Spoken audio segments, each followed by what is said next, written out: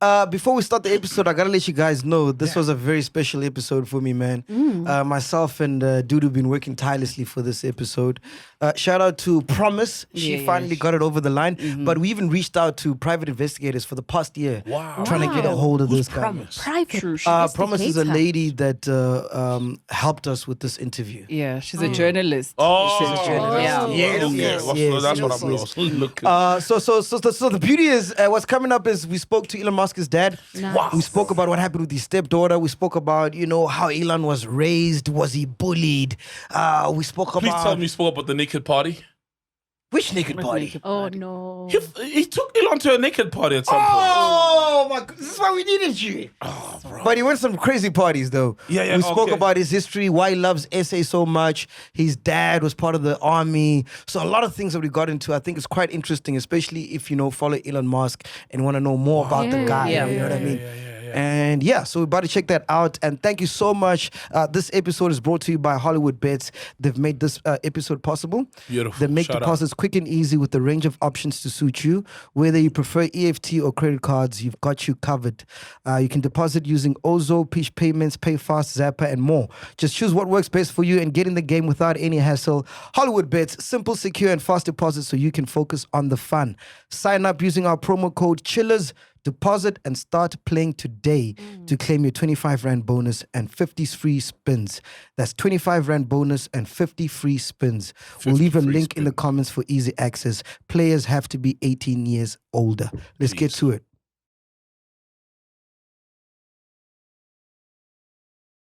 So we bought this piece of land, and today it's Menlyn. Menlyn Yes, Mall. yes. We were very wealthy. We had so much money at the times. We couldn't even close our safe. So it's like 50,000 in a plastic bag. The incident where the guys came into your house and you shot them, what happened there? But he raised his left arm and then he fired a gun at me. What? Yeah, but they fired 52 shots. 52. Maye said that you were very abusive. It was not possible. So if I was hitting her, So when you now impregnate her daughter, right? well, that's a tough way to put it. And then the DNA test came back, I'm 100% the father of the child, So the fact that, the papers have been writing that you had a fallout with Elon because of this is... We got a problem with Elon, so I said, grade 2. So I said, we think he's retarded. Okay, do you think Elon's proud of being South African? He's 53, but he's like building rockets to go to Mars. And, this is one of his shirts he gave me. Yeah. What's happening in there in Mars? Why does Elon want to go to Mars so bad? The only viable rocket launching facility in the world. That's insane. So why would you go on an interview and say things like, you are the most evil man he's ever met, every possible evil deed you have done? I don't get why you go on an interview and say that. So the thing is, at that time, Elon was trying to distance himself from me. If Elon had to spend only the money he made last month, it would take him 1,200 years. Fuck me. If he spent $1 million a day. Yes. Does he send you money? He doesn't send you money. Oh yeah, no, it's in a big room down here.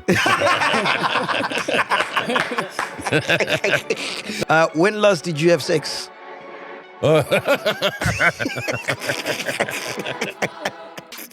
Well, let's be honest, last night. My man.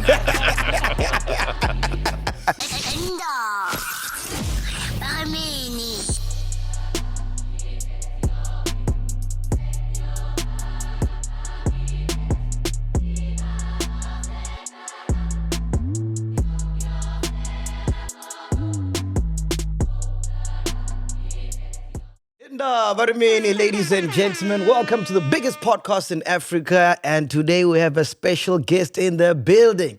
Make some noise for Elon Musk's dad, Mr. Errol. I'm sure the last time you had so many black people in your house were trying to rob you, eh? No. I got lots of black friends. I had Matthew's Foza here the other day. Yeah. And his crowd, Dr. Chalky was here. Okay. He's a PA for Mr. Ramaphosa. Yeah. And I bought Mr. Ramaphosa's Bentley, which is in the garage. Oh, is that his Bentley? Yeah. Oh, wow. Looks a bit knocked up, though. You trying to fix it or... No, there's nothing wrong with it. It's perfect. Oh, okay. I've never found a car so well looked after as that car, you know. Yeah. So yeah, I bought it. You've been well traveled. You've traveled all over the world, yeah? Why did you choose to stay here? Because this is like a small town. It's very far from Cape Town, you know? Well, you know, I'm from South Africa. To me, you know, South Africa is probably one of the better places to be in the world. Yeah. I mean, everything is here. You know, you don't miss anything here. You know, so if you want anything you want, you can get it in South Africa. You know, and but apart from that, I spent quite a few years sailing on the oceans. So then I had a daughter who I had custody of, who was 12. She was on holiday. She was at school in America, in Colorado, where she stayed with her brother, my son, you know? Yeah. And he put her into school there, and then she wanted to be near her mother during her high school years. And her mother lives in the next town along the coast. So I came back, found this area, which had a nice school, and then I put her in school and it went very well. Yeah. But she's finished school now. Yeah. But I've stayed on here, and I go away quite a lot. But quite frankly, I don't find a place where you get better food, better people. I just don't find it. So Anywhere in the world. It's crazy, right? yeah. I mean, you know, the United States is a workaholic's paradise, you know. Yeah. So if you go And to the food's America, not that great, eh? Eh? The food's not that great. no, the food's okay, but it's not as good as here. Yeah. You know, if you want to have bad food, you go to England. But no, America's actually quite good food, you know, but it's expensive. But here it's even better. And, you know, yeah, everything I want is here. And if I want to go overseas these days, you know, I can leave today and I can be in Texas tomorrow, Wow. you know, Yeah. because it's so quick. Yeah. We have direct flights to the United States now, you know. So, quite frankly, I think I'm very lucky to be here. Yeah. And your mom is from Liverpool, right? She was born in Liverpool. She was born in Liverpool, right? Yes. And your dad was born in Pretoria. Yes. So how was it like? Because you grew up during apartheid, yeah? Yes. Yeah, how was that like? Well, you know, we were never supporters of apartheid. I mean, anybody with half a brain is not a supporter of apartheid. So, you know, we sort of had to live under it. You know, we were English-speaking South Africans. We had no choice, you know, and you couldn't really open your mouth about anything.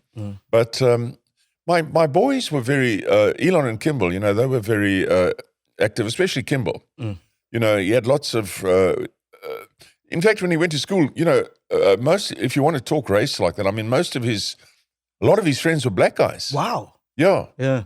So, you know, they would come and stay with us. And a lot of them it's quite funny really, because a lot of them grew up like that, and then they would speak in a very South African way, you know? Yeah. like South African white boys, you know, they would talk, you know, hello, how are you, you know? Yeah. You know some Zulu, by the way. You know some Zulu, no? Big pardon? You know some Zulu, like you can speak Zulu. Oh, no, I used to. Of course, I had a house in Natal. So you learn a little bit, you know, a little bit. But it takes time. I mean, you forget about it afterwards, you know. Yeah. But a lot of the guys that were working when I had a place in Natal actually don't speak much. They would speak Zulu first, you know. Yeah. So you learn a little bit of that. Yeah, obviously. And your dad was part of the army, if I'm not mistaken? Yes, So my he dad served in the World War II, yeah? Yes. Wow. My dad was, as a small young boy, he was taken into the military at 1939. He was quite a smart guy, but he went into cryptography, or, you know, spy, the stuff the spies do, you know, the crypt analysts. You know, he was with intelligence, military intelligence for 6 years. And he went all the way to Germany from South Africa, all the way up Africa into Germany. And but he came back a bit of a wrecked man, you know. He was not happy when he came back. And he lost some of his friends. Some of his friends were caught and executed. I was told, only later on in life, I was told that why he was such a wreck, you know, because he couldn't stop shaking, you know. So if you wanted to know if he was coming, you knew. Those days, you know, today we only use cards and then sometimes paper money. But in those days, everything we bought was bought with the coins, you know, because coins bought so much, you know. So everybody had coins in their pocket. Yeah. So if you wanted to know if my father was coming, you just listen, you know, because he's got his hands in his pocket to try and stop himself shaking, and then his coins are rattling. Yes. Was he a racist though? Would you say though? What? Was he a racist? A Your racist? Dad? Yeah, your dad. My dad? Yeah. No. My dad was he was totally opposed to the National Party. He was a complete crazy opposed to the Nationalist Party. You know? And as a result, he got himself into a lot of trouble with them. But no, he was a very quiet man after the war. You know, he was very quiet. And you know, after the war, when people came back from the war, they if you were English-speaking South African, as he was, and although his mother was Dutch or Dutch Huguenot, you didn't get jobs. You know, they kept the English-speaking guys out of jobs. You know, so my dad suffered. You know, he couldn't get a job, so he carried on with the army. And but it was a good thing though, because they gave him medical aid and everything. But my father was a total wreck. Yeah. So let's get real. He was a total wreck. He could barely. You know, he was barely existed after the war. He was such a wreck. Yeah, you can imagine. I'm sure you're seeing like dead bodies, people coming back with bad arms. My mom told me he didn't talk to me much, but my mom told me his best friend was shot dead sitting right next to him. Imagine. Yeah. Sheesh. No, you can't come back from that. Well, you know, there are a lot of things that he must have seen because he was there for 6 years. You know. Yeah. So how do you guys end up in Hillbrow? Because I believe you grew up in Hillbrow. Yeah, in Hillbrow, yeah. Well, you know, when after the war, my mom came out from England as a refugee. She came out on a ship as a refugee from England during the war, ducking, you know, the U-boats. And so they came as refugees, and the places where refugees went mostly was to Hillbrow, which was a very nice place in those days. It was very nice. Have you seen it now? With refugees. Have you seen it now? Hillbrow. I haven't been to Hillbrow for quite a long time, but it's a bit overpopulated now, I think. It's a mess. It's a mess. I don't think you'd recognize it if you went. Well, now. you know, Hillbrow was always it was a gangland. Even when I was there as a boy, you know, it was a bit of a, you know, strange place, but it was a good place to learn. You know, you learned a lot of things in Hillbrow. Yeah. And we lived in 2 rooms in a boarding house. As a kid, I never even had a bedroom. I mean, I never even had a bed. I didn't have a bedroom or a bed. My mom and dad had 2 rooms. One was a lounge and the other was their room. And during the night, I slept on the couch. Yeah. Until I was about 10 years old. So how do you end up in the army? Because you're in the army for 11 years, yeah? Yeah, I was in the military, South African military for 11 years. Because they had the civil army, you know, civil Burgermacht, what do they call it? Civil army, you know, civilian army. And so it's part-time, and then you do a period of a year or so in full-time, and then after that you go into the army, you know. And some people try to get out, but I was an officer, so I just carried on, you know. And I enjoyed the army way. It was nice. I liked the camps, and I liked the camaraderie and all that sort of stuff. It had nothing to do with hurting anybody. It was more that I was quite involved. I was a prosecutor for the army for a long time, for prosecuting boys who try to get out of the army. And yeah, you know, I was a kid. I mean, I left the army in about 1975. You know, I signed myself out because I was. So you prosecuted yourself? Yeah, I never prosecuted myself. I signed myself out. I was the officer in command of a unit called 19 Electronic Warfare. Yeah. And so I signed myself out, you know. Yeah. But I was active. I won the South African Defence Force shooting championships in 1968 over a period of a week, you know, from handguns to cannons. So I won that. So I was quite good at shooting. Did you ever shoot anyone? Pardon? Did you ever shoot anyone while you were in the army? No. Oh, We okay. never had active. We had patrolling duties, a lot of patrolling duties. We never had any active involvement with anything, because it only started to become very active after I left, you know. And but I, you know, I like the training. I like the basic training, and I think it's wrong that people aren't having to go into the army, young men, you know, because it's very good for you, you know. very good to learn discipline and and all that sort of thing. I read once that you said that life was better under apartheid than it is now. Is that true? No, I've never said life was better. I have said that, in my opinion now, with no apartheid, first of all, South Africa's at a better place now than it's ever been. So let's get real. For real? Oh, yes, Yeah. of course. Nobody would want to go back. Yeah. No. But what I have noticed is that in the times, and here I'm an engineer, so please understand, I'm not I'm an engineer. Yeah. I think practically, in the times gone by, let's say the government, white government, provided schools, hospitals, and everything they could for black people, and we all felt responsible for well, I did anyway, for helping black people. You know what I mean?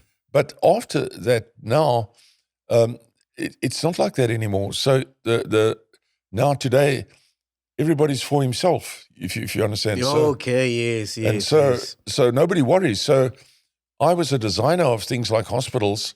So when I went to like hospitals that I've worked on in the past, I had a couple of black guys once in a hospital that they worked for me, and they were in a hospital in Johannesburg. And then I went to the hospital. I couldn't believe the deterioration of the hospital. It looked terrible.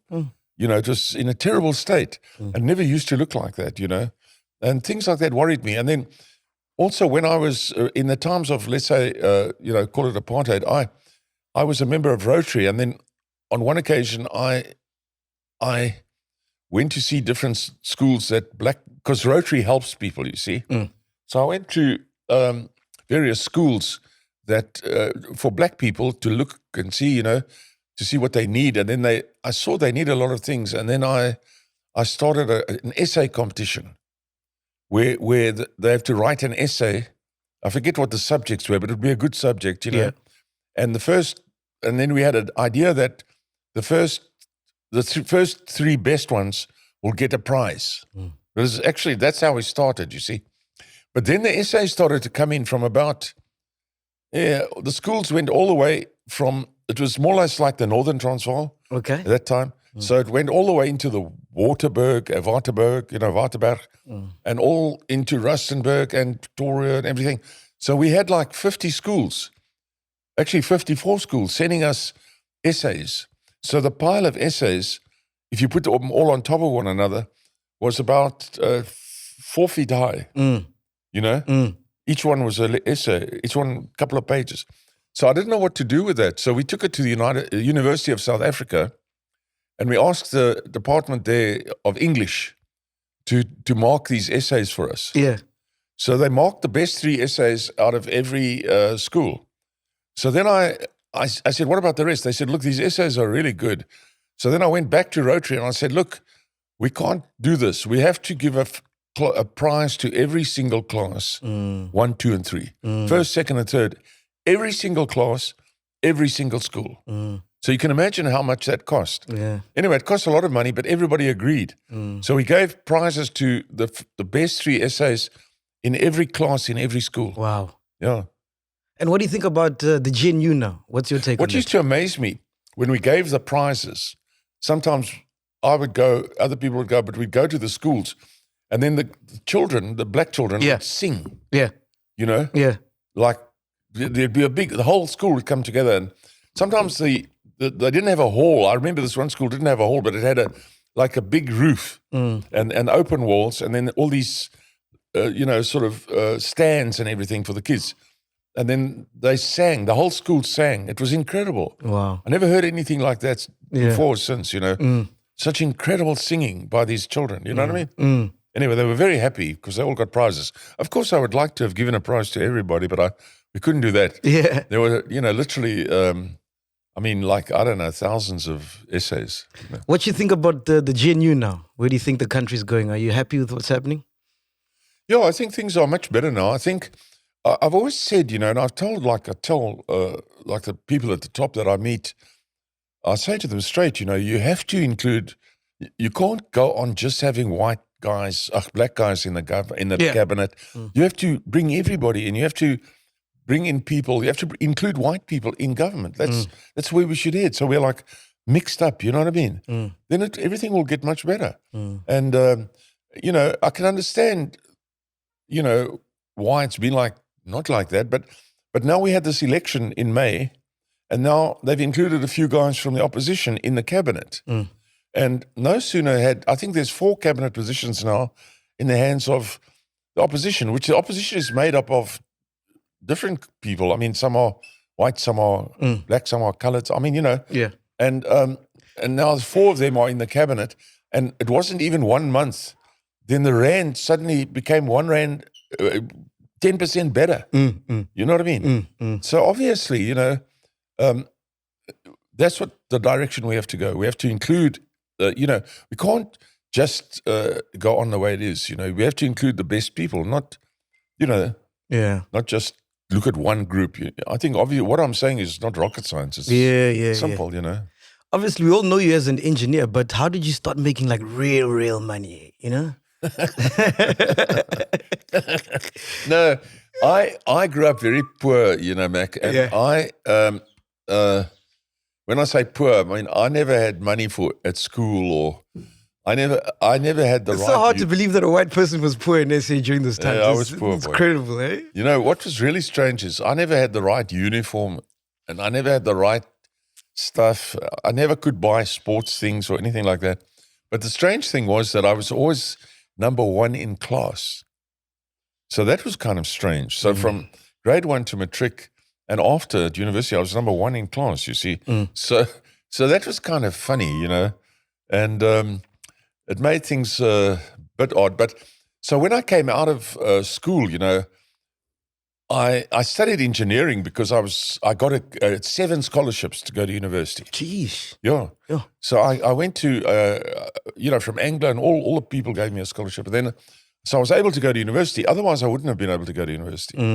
And then I remember the dean of the faculty of engineering telling us, if you're an engineer, you mustn't expect to make money because engineering is like a special calling to help people, So I thought, ooh, that's no good. That doesn't sound fun.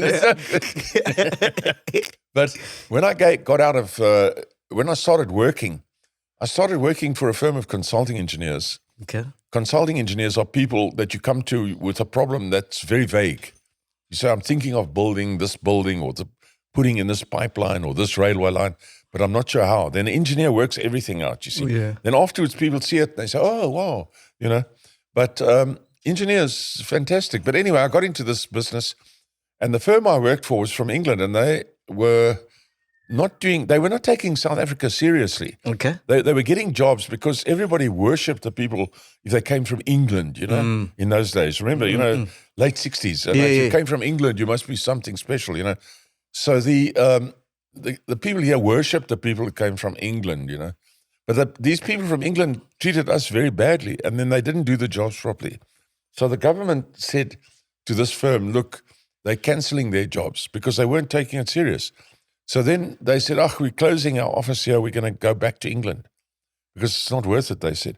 So then there was this older man in the practice who was 10 years older than me. I was 23. And he said to me, why don't we take over this practice? So I said, well, okay. So we took over the practice. It was very hard. And, my mother and father, they put up their house for me to loan, their little house for me to be able to get a loan because very hard to get money in South Africa in those days. So that I could buy this practice because we paid, in today's money, we paid like 800,000 rands for it, Jeez. It was a lot of money at the time in today's money. And of course, I was 23. But anyway, we bought the practice and then we just went on very well. But the older guy that was with me, he didn't like the insecurity because in this kind of work, there's no regular pay, no regular income, and it's hard to get people to give you a job, employ you. But anyway, so he left. He said he wants to go. So I said, no, it's fine. So he left and then I was on my own. But then people just kept coming to me constantly for work. And I had to basically, within 3 or 4 years, I was handling 40 projects simultaneously. Yeah. And I know that because people would come to me and say, do you realize you're handling 40 projects simultaneously? So, for example, in 1972, roughly 2 years after we started, I was doing very well. And I was able to marry, and Elon was born that time, and I already had an aeroplane, and I drove a Mercedes-Benz. You had an aeroplane. Yes, I bought my Like a first private aeroplane jet? then. Yeah, Wow. yeah. I was 24 when I bought my first aeroplane, and then because I was doing very well, I found that I was very good at that work, and I never said no to people. They'd come to me and say they want to do something, and then I'd say, no, it's not a problem. We can do it. So when do you get into the mining business? When do you start owning that mine? Oh, no, that's much later. Yeah. So then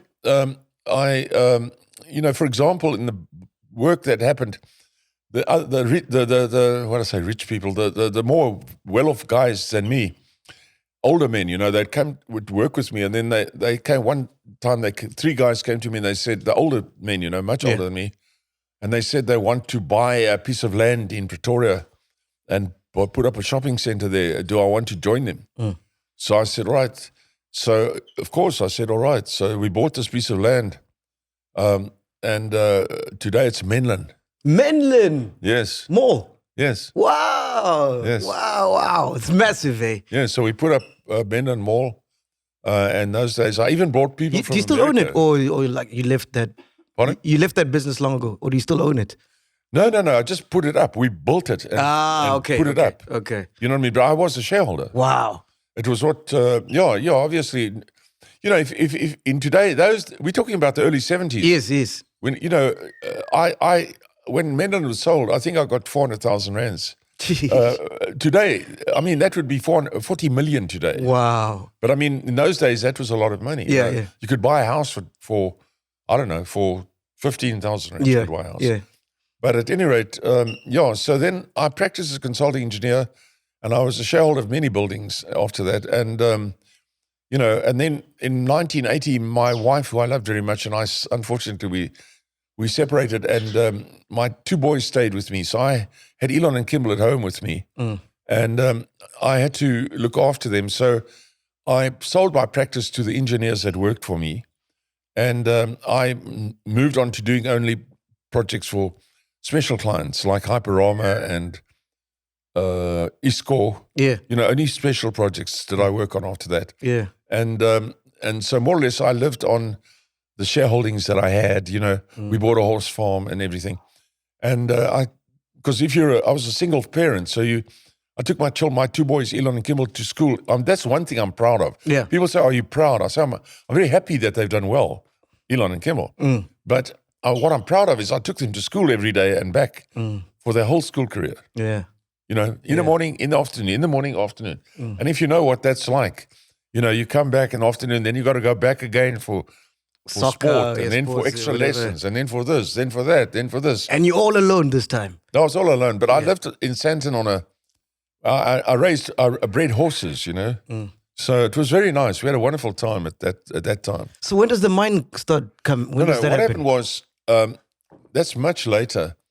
In about 1985, you may recall that there was a lot of pressure on South Africa to end apartheid. Yes. And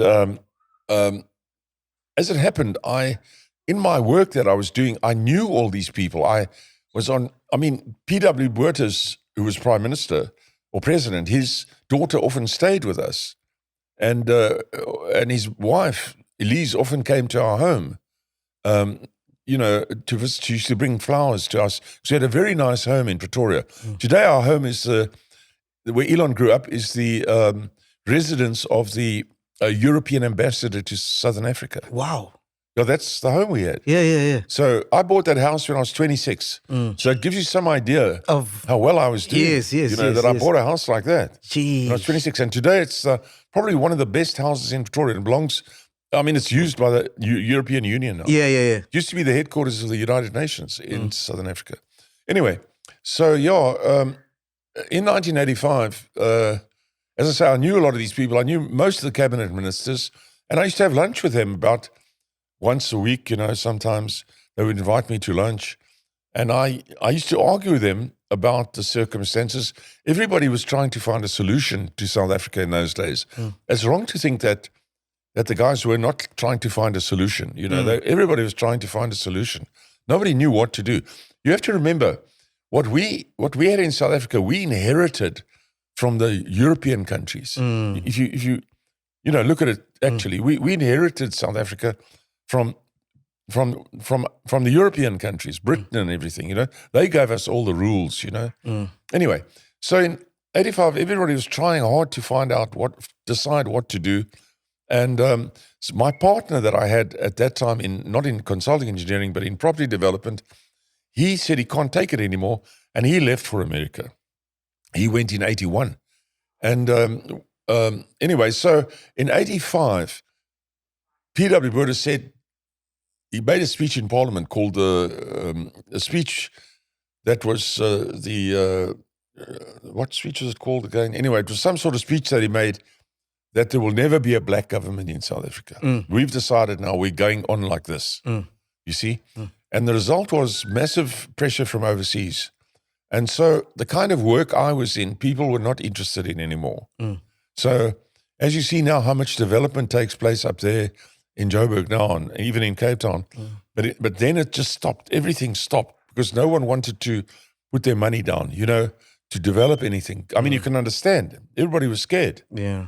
And then my type of work just stopped. But not only, although I was living on money I had, it was hard for me too. And so I had a very big aeroplane at that time. Well, big, small aeroplane. Yeah. A big twin-engine business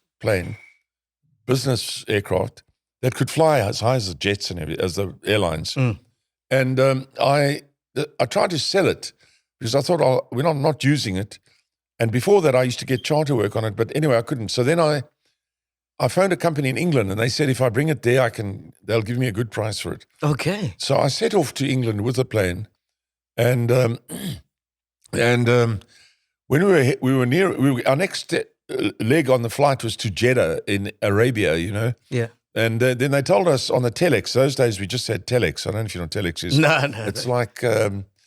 It's like internet email, but it's olden days one. It comes on a little paper. Yeah. They told us that we can't come. If we come now to Jeddah, they're having a Eid, which is a Muslim festival, some kind of where thousands of people come. And then if we come, we're going to have to pay $2,000 to land and $600 to park every day. So I thought, well, no, that's too much. So we decided, but they said if we come back in 10 days' time, we don't have to pay to land, and they'll give us fuel at 5 cents US a liter. Jeez. So I said, okay. So we turned around and we went to Lake Tanganyika to have a look, Now, Lake Tanganyika is 900 kilometers long, 200 kilometers wide. It's unbelievable. So it's from Cape Town to Bloemfontein long. Anyway, so we flew there, and then I landed at a newly built airfield, and I met a company that was registered in Panama, Italians that were building roads, and that actually built this airfield as well for the Zambian government. And I told them, they asked me about the plane, and I said, well, I'm going to sell it in England. And then they said, well, if you sell it to us, we'll take it, you see. Okay. So I said, all right, fine. So they paid me the same money. And then we stayed with them for a few days. And then they said to us, if I give them half the money back, Yeah. then they will give me half their shares in an emerald mine. And then they promptly presented me with about 118, as I recall, 118 cut emeralds. Yeah. Zambian emeralds, and said, you can have these as a deposit. And then we will also... These are the Italian guys. They were giving me that. They said, if I give them half the money back, they will give me these emeralds. They're all cut. And then I'd never seen an emerald, actually, before that. And, I knew what an emerald was, but I'd never seen it. And they said they'll give me these, and then they'll give me rough emerald from the mine on a regular basis.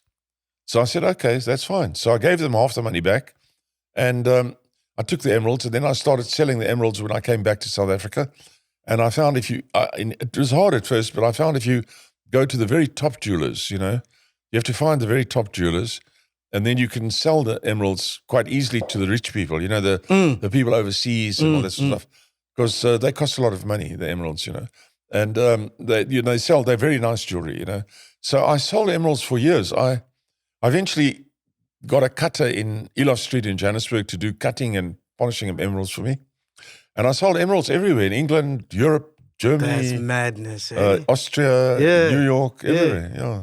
I read in an article with Business Insider South Africa, they said you claimed you once made more money than you could physically handle from the mine you co-owned. We were very wealthy. We had so much money at the times, we couldn't even close our safe. Well, it's long ago, so I suppose I can talk now. But when somebody came to you, like after I started cutting emeralds, then I would get calls from the cutters, and they would say that they've got somebody who's got a parcel. They call it a parcel of emerald, rough emerald, you see? Yeah. And they would say to me, are you interested to buy it? Then I would say, okay, what do they look like? The cutter would say it's good. It's really good. Or it's not so good, or it's good, it's average, or usually it was good, Yeah. Because you get very good quality emeralds from Rhodesia, from the old Rhodesia, Gondwana, and Zimbabwe, and from Zambia, but not such good quality from South Africa. But anyway, so I would meet people, and they would show me the emeralds. I would meet them, for example, in the middle of a main street in Johannesburg at 12 o'clock in the midday, with all the people walking around by the traffic lights, by the robot, by the traffic light, because all the people are there. Then we stand by the traffic light, and they open their parcel, they show it to me. Then I look, then in my plastic bag next to me, I've got looks like a loaf of bread, but it's 50 Rand notes. Yeah. So it's like 50,000 in a plastic bag, you see. Yeah. But it looks like a loaf of bread. Then they look in the plastic bag, you see. Then I tell them it's 50,000. Yeah. Then they say, then they look, because you can't go inside a building, because they're scared in the building you will kill them and take the emeralds, you see. And if I go in, they may take the money, and knock me on the head. You understand? So you do it out in the street. So you do these exchanges of the money and the emeralds with cash like that. Everything was cash. So even when I sold emeralds through the jewelers, it was cash. So, it was always a lot of money in cash. Yeah, you were swimming in money, eh? Pardon? You were swimming in money. Well, yes. Look, in those days, 50 Rands was the biggest note, but it was a very big note. It was quite big. And so not like the notes today. And so, 50,000 Rands was like a heavy loaf of bread, Yeah. And sometimes I had as much as 150,000 in a bank. But I would take the money home and put it into the safe, because we used it again to buy more emeralds later on, to keep on going, because we did this for about 7 years. And the safe was not that big. And so I would stash the money in there, and I'd tell my two boys, Elon and Kibble, they can take money from the safe for anything they need. They must just leave a note, a little white note. Sometimes I would open the safe and the notes would all fall out. But I did put a lot of money into the safe like that. Yeah. So why would Elon then tweet, I think it's December 2019, he tweeted, "You didn't own an emerald mine, and I worked my way through college, ending up $100,000 in student debt." Well, it's first of all, it's my children, so they've got an axe to grind, you see. But I never owned a mine, but I received rough from a mine called Katanga Mine in Zimbabwe from the people that I did the deal with the aeroplane. Okay. Elon came up to the mine with me. He was at the mine. Yeah. Now, so he knows very well. Yeah. And they also, when they were once in New York, they actually took some stones that I had with me. I used to go overseas, take a few stones with me, and then take them to the good jewelers and then say, would you like to buy these stones? Because I sold them very cheaply. Yeah. I mean, a stone, I would sell a stone. I remember selling a stone to Tiffany's in New York, which I Tiffany and Co, yeah? Elon and Kimmel took to show them first. I sold it to Tiffany's, one for $1,200 and the other one for $800. And when they said to us at Tiffany's, they said, if we come back in a few days, I'll just give you an example. They said, if we come back in a few days, we can see the stones set into a ring, into rings. So I said, okay. So we came back about 4 days later, and I saw the people at Tiffany's again, and they said, yeah, come and have a look. And they showed me the one ring that I had, the $800, for $800, that stone. And it's very few people can tell me how much they wanted for that ring. Only experienced jewelers can tell me how much they wanted for that ring with the stone in it. Because I sold the stone for $800. And when you ask people how much did they want for the ring, and then people say, well, I'm sure they wanted $3,000. Yeah. No. The ring was on sale for $21,500. Jeez. So the markup on the jeweler's side It's insane. is huge. It's about 20 times. Whereas the markup from me was not like that. I would mark up 7 times just to be able to carry on, Yeah. And no, Elon knows all about the emeralds. But it's just because, you see, he wants to tell the people in America that he also had a hard time. You know what I mean? And admittedly, when he went to university, the university costs where he was were $250,000 a year, rands a year. 250,000 rands a year. Back then. Yes, at Wharton Business School. So I would give them all the money I had for them to study here. I would send to them, but I couldn't pay that kind of money. So he took a loan. He took loans, you see.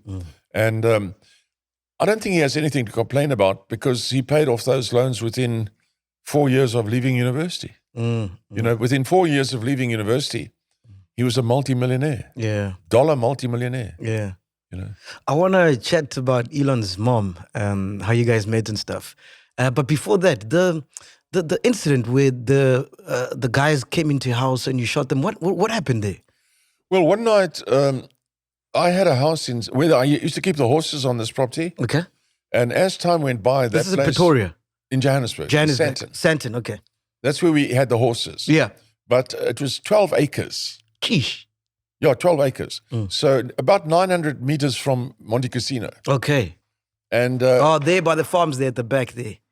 There by the by Lone Hill. Yeah, okay. Yeah. And anyway, so half of that I turned into housing, but around there they were putting up houses all the time. So I had the 6 acres that was still left, and I had 2 houses on that.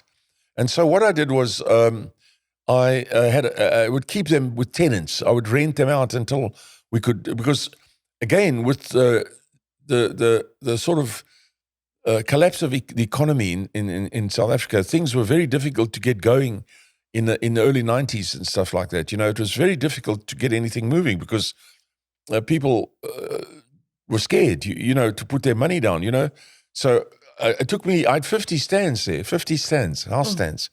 And I sold them only in 2001. But anyway, the thing is, I had these 2 houses, and I used to look after these 2 houses, paint them and everything, and rent them out. One night I went there with my daughter. She was 6 years of age. Went at about 5 o'clock to check the painters. I lived in Pretoria then, at a house in Pretoria. And I came across to the house and to see how the painting was going. And when I was there, the painters left, and then my daughter, she was 6 years old. She said she wants to have a bath there. We used to live there, you see. So there was no towels or anything, but she wanted to have a bath. So she went to the main bedroom, ran a bath, and I always carried a gun with me because there was a lot of killing and gang-related problems in Santon at that time. And so I put the gun on the shelf in the bathroom, and then I heard some noise in the lounge. I went to the lounge, and there was a lot of people in the lounge, a lot of black men in the lounge. And I asked them, I thought maybe they wanted to rent the place. I had an electric fence around because I didn't understand how they got through the electric fence. But anyway, and then the one guy just raised he had a tie and jacket on, and I thought, well, he must be the one who wants to rent. But he raised his left arm, and then he fired a gun at me. What? Yeah. Yeah. And then so he was trying to kill you? Yeah, he fired a gun at me, straight at me. But he fired from the hip, and so he missed me, or I might have moved. I'm not sure what happened. But he had a glass door behind me, and the whole door came down. And then I realized, quickly in a moment, I rushed down the passage. It was a very big house with a long turning passage. And then I ran to the bathroom, and I grabbed my gun. And then as they came down the passage, I shot them. Jeez. I heard you killed 3 people that night, huh? Well, I only fired 2 shots. One shot killed 2 people, and later on, another guy tried to shoot me, and we shot at the same time. And he shot and I shot. I hit him in the groin, and his shot went into a metal frame that was in front of me. It would have hit me here, but it went in. I was standing behind this frame, and it hit the frame, thin frame like that, aluminium frame. And otherwise it would have hit me. I would be dead. And but unfortunately he died. And so I only fired 2 shots, but they fired 52 shots. 52 shots. Oh, the police picked up 52 shells. 52 shells. This is while they're trying to get you. All these shots, or they just... Yes. Jeez, bro. They fired 52 shots. I fired 2 shots. And, I'm firing a Magnum, so it's a very powerful gun. And so, a bullet went through 2 people, you could say. Yeah. And then I'm not proud of it. Yeah. And your daughter, she's still She was with me the whole time. She was naked, and with all the shooting, they shot the glass of all the windows out with all their shooting. The house cost a lot of money to fix afterwards. We climbed out through a window, me and my daughter, into the garden. We were able to climb through the window because the window was smashed out from the bullets. And we managed to escape into the garden. And then the paramed came, the like ADT people came, And they were all black guys, and they had sawn-off shotguns, and they went into the property to see what's going on. But so that was very helpful. But it was a terrible experience. For my daughter, it was not great. Not great. Yeah, sounds like trauma, man. Well, yeah. And how did the court case go? No, well, they said I was, you have to face the law now, and whether it was murder. And I could understand why they would think it would be murder. But they said to me, the police said to me, you could have been a drug dealer or something, and then you brought your distributors to the house, and then you had an argument, and then you killed them. And then you said self-defense. They tried to break in and kill you or something like that. And so I said, oh, okay, I get it now. So we had an inquest or something at Randburg court, at the courts in Randburg, and it was declared self-defense, Yeah. Jeez. Not too happy about it, but Yeah. it was not a pleasant thing, Yeah. But do you have that kind of flashbacks thing of was those going nights? on all the time. Do you have flashbacks of that night sometimes, like when you... Yeah, you never forget it. You can't forget it. No, you can't forget it. I lost hearing in my right ear because of the noise, The police said to me afterwards, you're going to have hearing damage. Yeah. And I don't remember any sound, but within a few days, I could not hear anything with my right ear. Yeah. I'm deaf in the right ear now. Yeah, no, I can tell because I keep having to shout. Yes. That's true. No, but it's fine. Wow, Yeah. that's insane. But anyway, no, I'm not happy about it. But, what can I say? Did you ever meet the guys, like the other guys that ran away? No. Never saw the they're guys. in Cairo now. Yeah. No, they must still be running. I don't know. No. On that property that I lived on, I had a lot of rooms, Yeah. And Mike's kitchen, I had 12 stables there. And these were really nice rooms and 2 bathrooms. And Mike's kitchen came to me. Remember Mike's kitchen? Yeah. The restaurant. Yeah, it's still. There's They still came one to in me and they said, Parktown. can we turn these rooms into rooms for our staff? So I said, sure. So they went in and they changed it into like beautiful rooms, beautiful bathroom, 2 beautiful bathrooms and everything. And so I had a lot of these guys who worked at Mike's kitchen staying on the property. Got you. So they all came up and they were very helpful. They surrounded the place for me after that, and they helped me a lot, all black guys. Yeah. And they in case they came back, in case there was revenge needed, something like that. So I never had any idea who it was that broke in.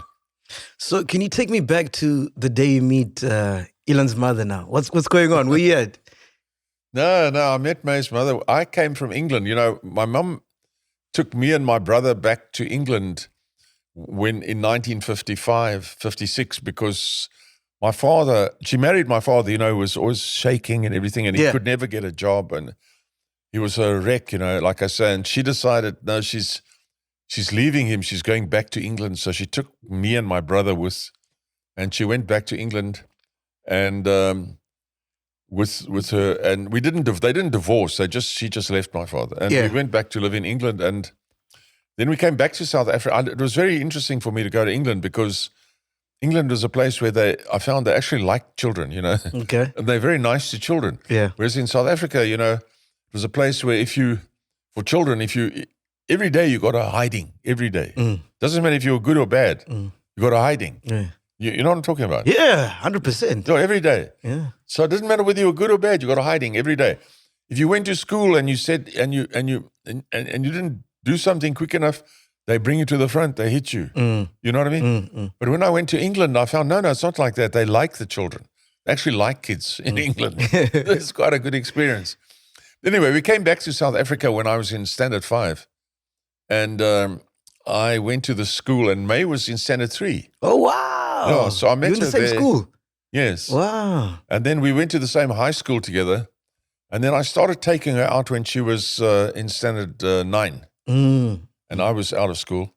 And I was in first year or something. And she, we just clicked right away. And we went out for 6 years. And then we got married. And Elon was born 9 months and 2 days after we were married. After you're married, yeah.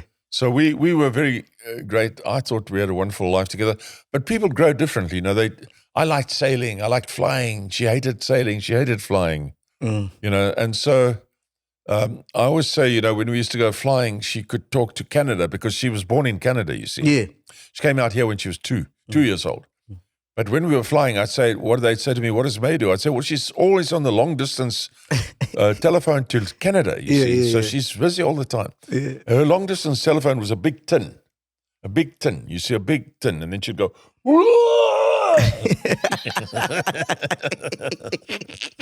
yeah. And then we would say, the people in Canada, they can hear this, you see. Then they're talking to her, you see. Yeah. Just a joke. Yeah. And so we split up and we went our separate ways. And it was very terrible for me at the time. But since then, I remarried and I have 2 daughters with my second wife, which I can't imagine a world without them. It's just impossible to imagine a world without my 2 daughters that I had later, At that time, is Maye the hottest, most beautiful woman you've ever seen? Well, yeah? Maye at school, Maye was a slightly heavier built girl. Okay. And actually, what happened was we broke up when she was in final year, and no, wait a minute. When we were going out, she still going out. I didn't get her parents. By the way, were very fanatical in favor of apartheid. This is quite interesting. Her parents came to South Africa from Canada because they sympathized with the Afrikaner government. Okay. They used to support Hitler and all that sort of stuff. But they didn't know, obviously, I don't think they knew what the Nazis were doing. But they in Canada, they were in the German party in Canada, and they sympathized with the Germans. Yeah. So when the Afrikaners government came into power here in 1948, then Maye's father, who was quite an interesting guy, he was a very good pilot, he said he wants to be with the Afrikaners because he agrees with apartheid, you see. You see what I mean? Yeah. And he came out here with his family. And didn't that cause tension with you because you don't? Yeah, that caused a lot of tension with me. And because I was a director of NUSAS, which was a National Union of South African Students, which is a very anti-apartheid body, And I argued with them a lot. And they used to tell me, they used to be like rude to me, and the parents. And then when Maye was in her final year, around about that time, I said, look, I'm not doing this anymore. I don't want to come to your house anymore. I don't like your parents. Jeez. You see? Really? So then she cried. She said, but don't worry about them. I said, no, I'm finished. I'm not interested in this nonsense. And her parents even said they're going to get somebody else to go out with her. They don't even want me to go out with her, Things like that. Typical. Typical, it's quite normal. You're getting that everywhere. Anyway, so then Maye cried. She cried for 3 weeks, she told me. I was told she didn't stop crying for 3 weeks. But then she lost all her weight. And she became very thin from crying. She didn't eat. And then somebody said to her she should enter Miss Transvaal or something like that. And she entered and she won. Wow. Yeah, so she became Miss Transvaal. And then they asked her to enter into the Miss South Africa. So she entered it. She was one of the 10 finalists, Miss South Africa in 1969. In the meantime, I wasn't seeing her. But then we later met up with each other afterwards. And then we said to her parents, listen, we're getting married. Do what you like. And then it never came right with me and her parents. Never came right. Do you remember how Elon was conceived? Where were you guys? Yes. No. I was, as I said to you earlier, Mac, when I left university, I was determined that I'm not going to be poor. Yeah. My kids are not going to go to school without, some 50 cents for a Coke or something, you know what I mean? Yeah. I never had that. And then, so by the time Maye and I got married, which was when I was 24 and she was 22, I took her to Europe on a honeymoon. Wow. Yeah, I took her to Europe. Yeah. So I was already doing well. I was doing enough well to be able to take her for a 3-week tour to Europe. So you was conceived in Europe? We honeymooned in Europe, yeah. That's amazing if I look back. I don't know, because I was 24 years old. Yeah. And I'd already bought an airplane and everything. But I had people who came to me all the time for their work. And I couldn't believe how much money they paid you as a consulting engineer. Yeah. I mean, it was amazing to me that you could make so much money, And, I'm trying to find out what position you guys were doing. So maybe that's the position to have a genius, if you want to have a genius. Well, Elon showed the same thing.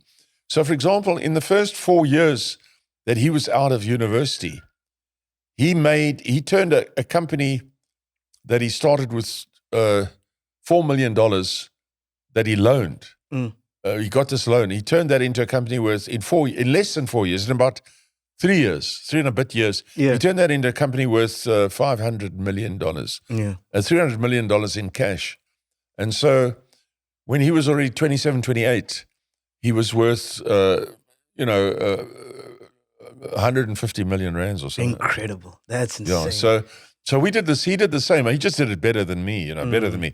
But Maye and I met, and then we went to Europe. And the first place we went to was in France, Nice, I think it was. And so I suppose Elon was conceived in Nice, in France. Oh, man. Yeah. Good times. So what would you say, why do you think the marriage ended? Why did you guys separate? To be honest According with you, to this day, I don't know. For real. But look, if you do too well, in those days, we were top of the social pile, top of the financial pile, top of the political pile, you could say. And I became a city councillor in Pretoria. So we were used to a sort of too much good life, And so when you have too much good life, you start to, as a man, you just start being casual, about everything. And I remember, famous or important people would phone me and I'm watching TV or something, and I'd say, no, they must phone later, I'm watching TV. I wouldn't do that today. So you became cocky. Yeah, I became cocky, and very cocky. And I was not concerned with my wife. And I, not concerned, I was not like, you change, Yeah. And I started doing things on my own and going away to places on my own and stuff. And that's the end of a marriage, when that happens. And women love attention. They need attention all the time. I'm totally guilty of that. I don't blame her at all. And I realized that if I hadn't been like that, it wouldn't have happened. But on the other hand, it gave her a chance to also go out and do things of her own. She was quite a capable person. And she went out and she did a lot of modeling, and she continued with her studies. She got an MSc degree. Yeah. And she went on, and recently the University of the Free State gave her an honorary doctorate. Yeah, because I read, you said, I screwed up the marriage. My former wife doesn't speak to me. Even when we're in the same room, she won't even speak to me. Is that still the same? She won't speak to me. At all? Not even today. Wow. No, won't speak to me. But you guys had beautiful memories, made beautiful kids. True. They're successful, It is weird.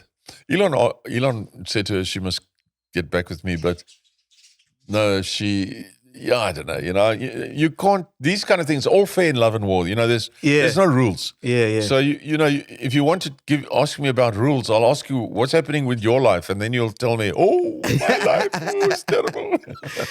So I also read that Maye said that you were very abusive. No, I was physically. never abusive. She made all that up.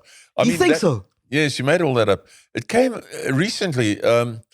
We've been divorced for 44 years. Yes. So in 2.5 years after she left, she came to see me with a friend of hers who's quite a well-known Johannesburg woman, Gaynor Becker. She started G3 modeling agency, so she was pretty well-known. And they came to see me, and Gaynor said to me, look, you two need to talk about things and, make up your lives together. But it was only 2.5 years after we were divorced, and Maye had gone off with a couple of other men.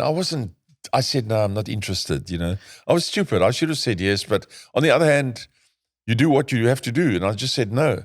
So in the time that after we split up 2.5 years later, she came back. Yeah. Wanted to make up again. And I said no.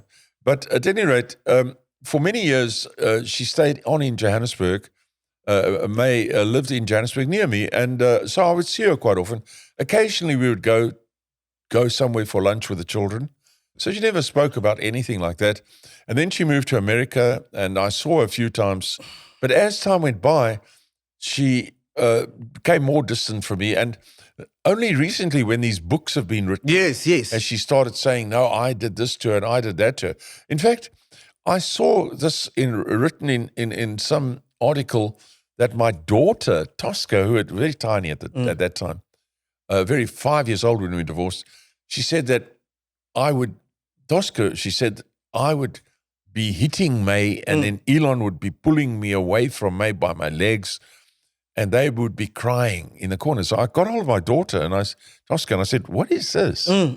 So my daughter, Tosca, said to me, oh, Dad, don't worry, it's just the media. I said, no, well, this is not right, But anyway, they've taken that route, and she's a kind of woman, I think that she says to the children, if you love me, you will not like your father. You will treat your father.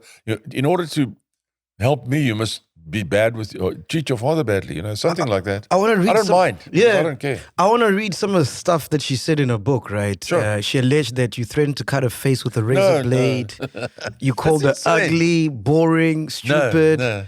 Hence, you didn't have friends. You cheated on her. No. Everybody I knew, I called him the pig because he treated me so badly. She Called me told what? Harper's Bazaar, the pig. No, she didn't. Yeah. 2019, adding that she felt scared and embarrassed to speak about your behavior. So these are some of the stuff That's that she's saying. completely Right? untrue. But my thing is, why would your ex-wife say that?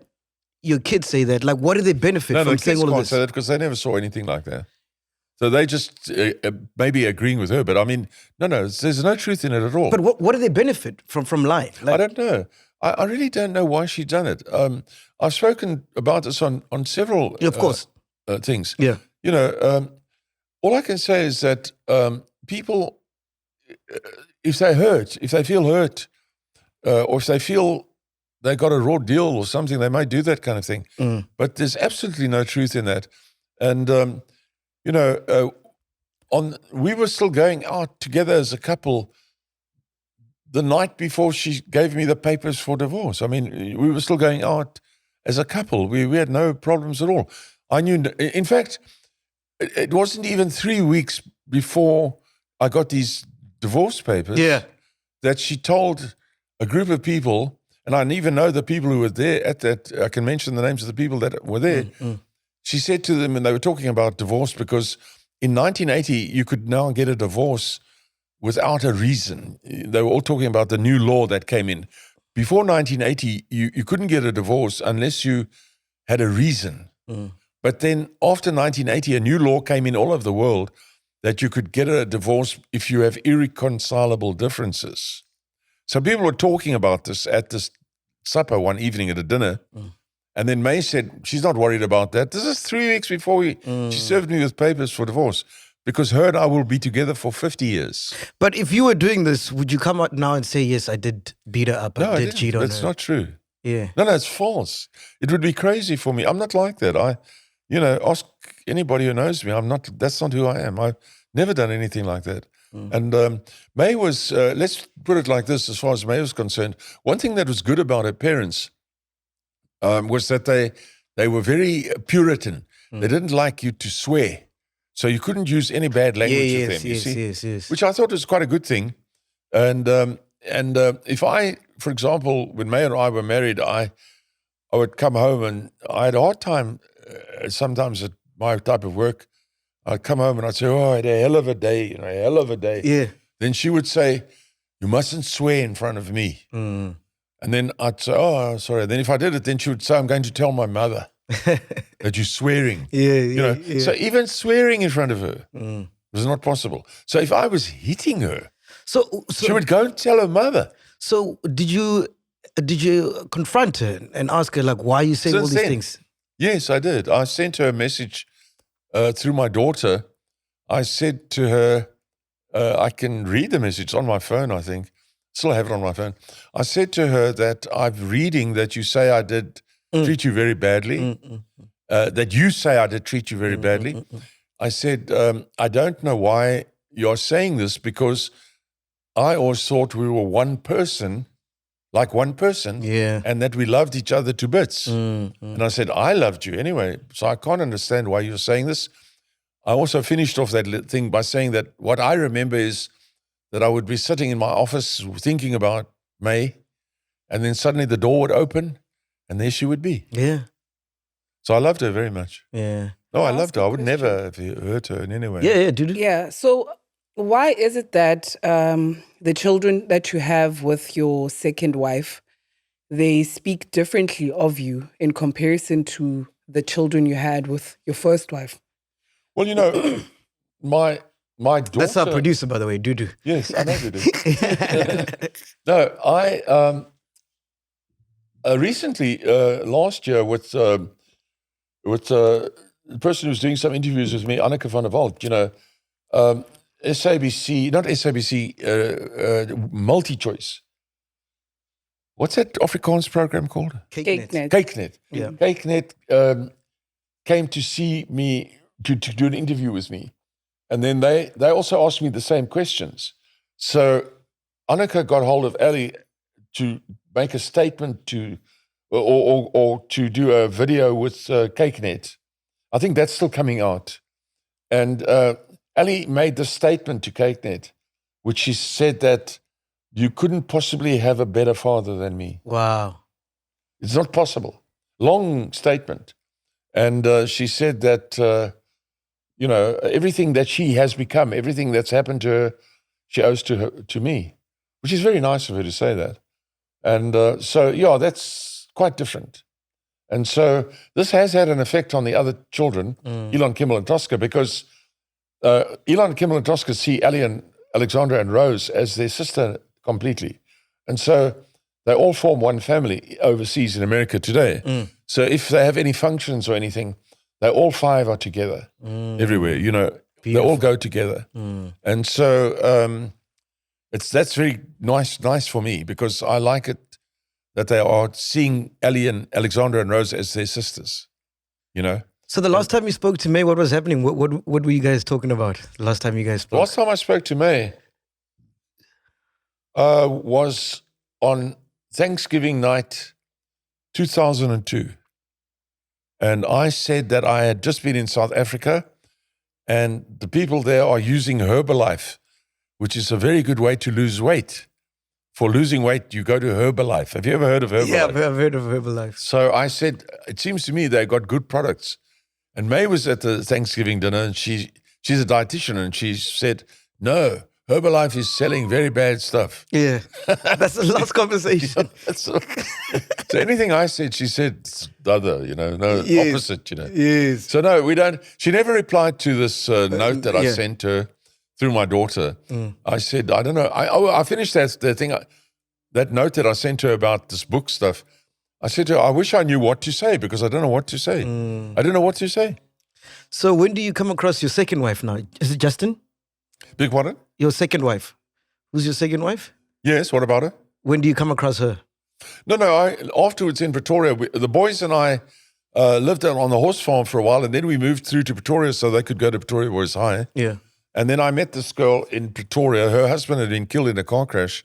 She was much younger than me. And, Heidi Marie. And then she's Afrikaans girl, very nice. Heidi. Heidi, yes. Heidi, Yeah. okay. And Heidi Marie. And we got married, and she's wonderful, very smart Afrikaans girl. And She's related to Paul Kruger, you know. What was it? Yeah, and very smart, very decent girl, and we have 2 daughters.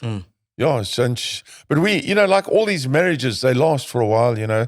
So what happened with this one? Why did you think it? Well, you know, you change direction. You know, you lose interest. I don't know. I can't answer that. All I know is that nearly all my friends, the same story, you know.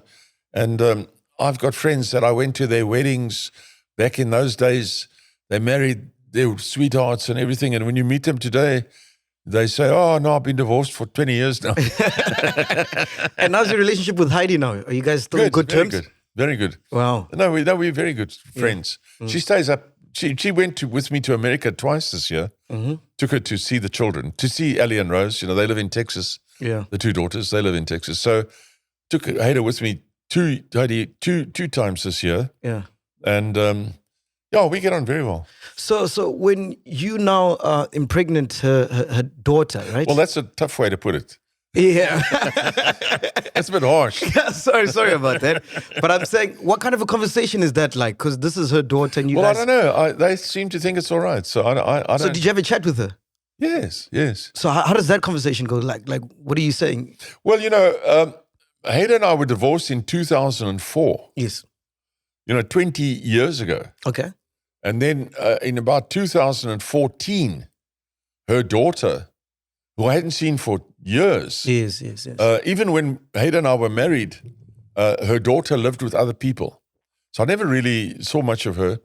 Her daughter contacted me in about 2014 to say that she's struggling. She's got no money and she's battling. She's living with some guy in a storeroom in an old shopping center, you know, poor, you know, really poor. And so I went to, she said, "Can I help her?" And I said, "Well, yes, okay." So, I mean, I went to see her in the Cape area. Yeah. And I went to this place where she was, and she was like thin, very thin and terribly poor and everything. And so then I started helping her with a little bit of money, you know, to buy her some clothes and to, she was already about 29 years old. Yeah. And then I helped her for about 2 years. Every week I sent her money, you know, for food and toiletries and stuff. And I even gave them a car, her and her boyfriend, a car to use, a secondhand car. And then then one day in about 2016 or so, 2017, she contacted me to say that her boyfriend, I never really saw this guy more than twice. I never seen him more than twice. But he threw her out of the place where they're staying, and she's now on the street, you know. And she's living with it. She's got all her clothes and she's sitting on the street. So I said to her, she's a very classy girl, but this is what happens to people. So then I said to her, "Well, have you got the car?" She said, "Yes, she's got the car." I said, "Well, put the stuff in the car and come here, you know." So she came through to here where I am, where my daughter was still living with me, Rose, who was still at school, you know. And the 2 of us were living here. And then she stayed with us. And then after a while, her and I got on very well. And, you know, we sort of started a relationship. Do you get tired of being asked this question? Because every interview they ask you this question. Well, yes. I mean, I just tell them the same answer because, you know, I don't have to remember anything because I just tell them the truth. And so... What do you think is the fascination around the story? I don't know. I mean, look, I never... You know, what happened was...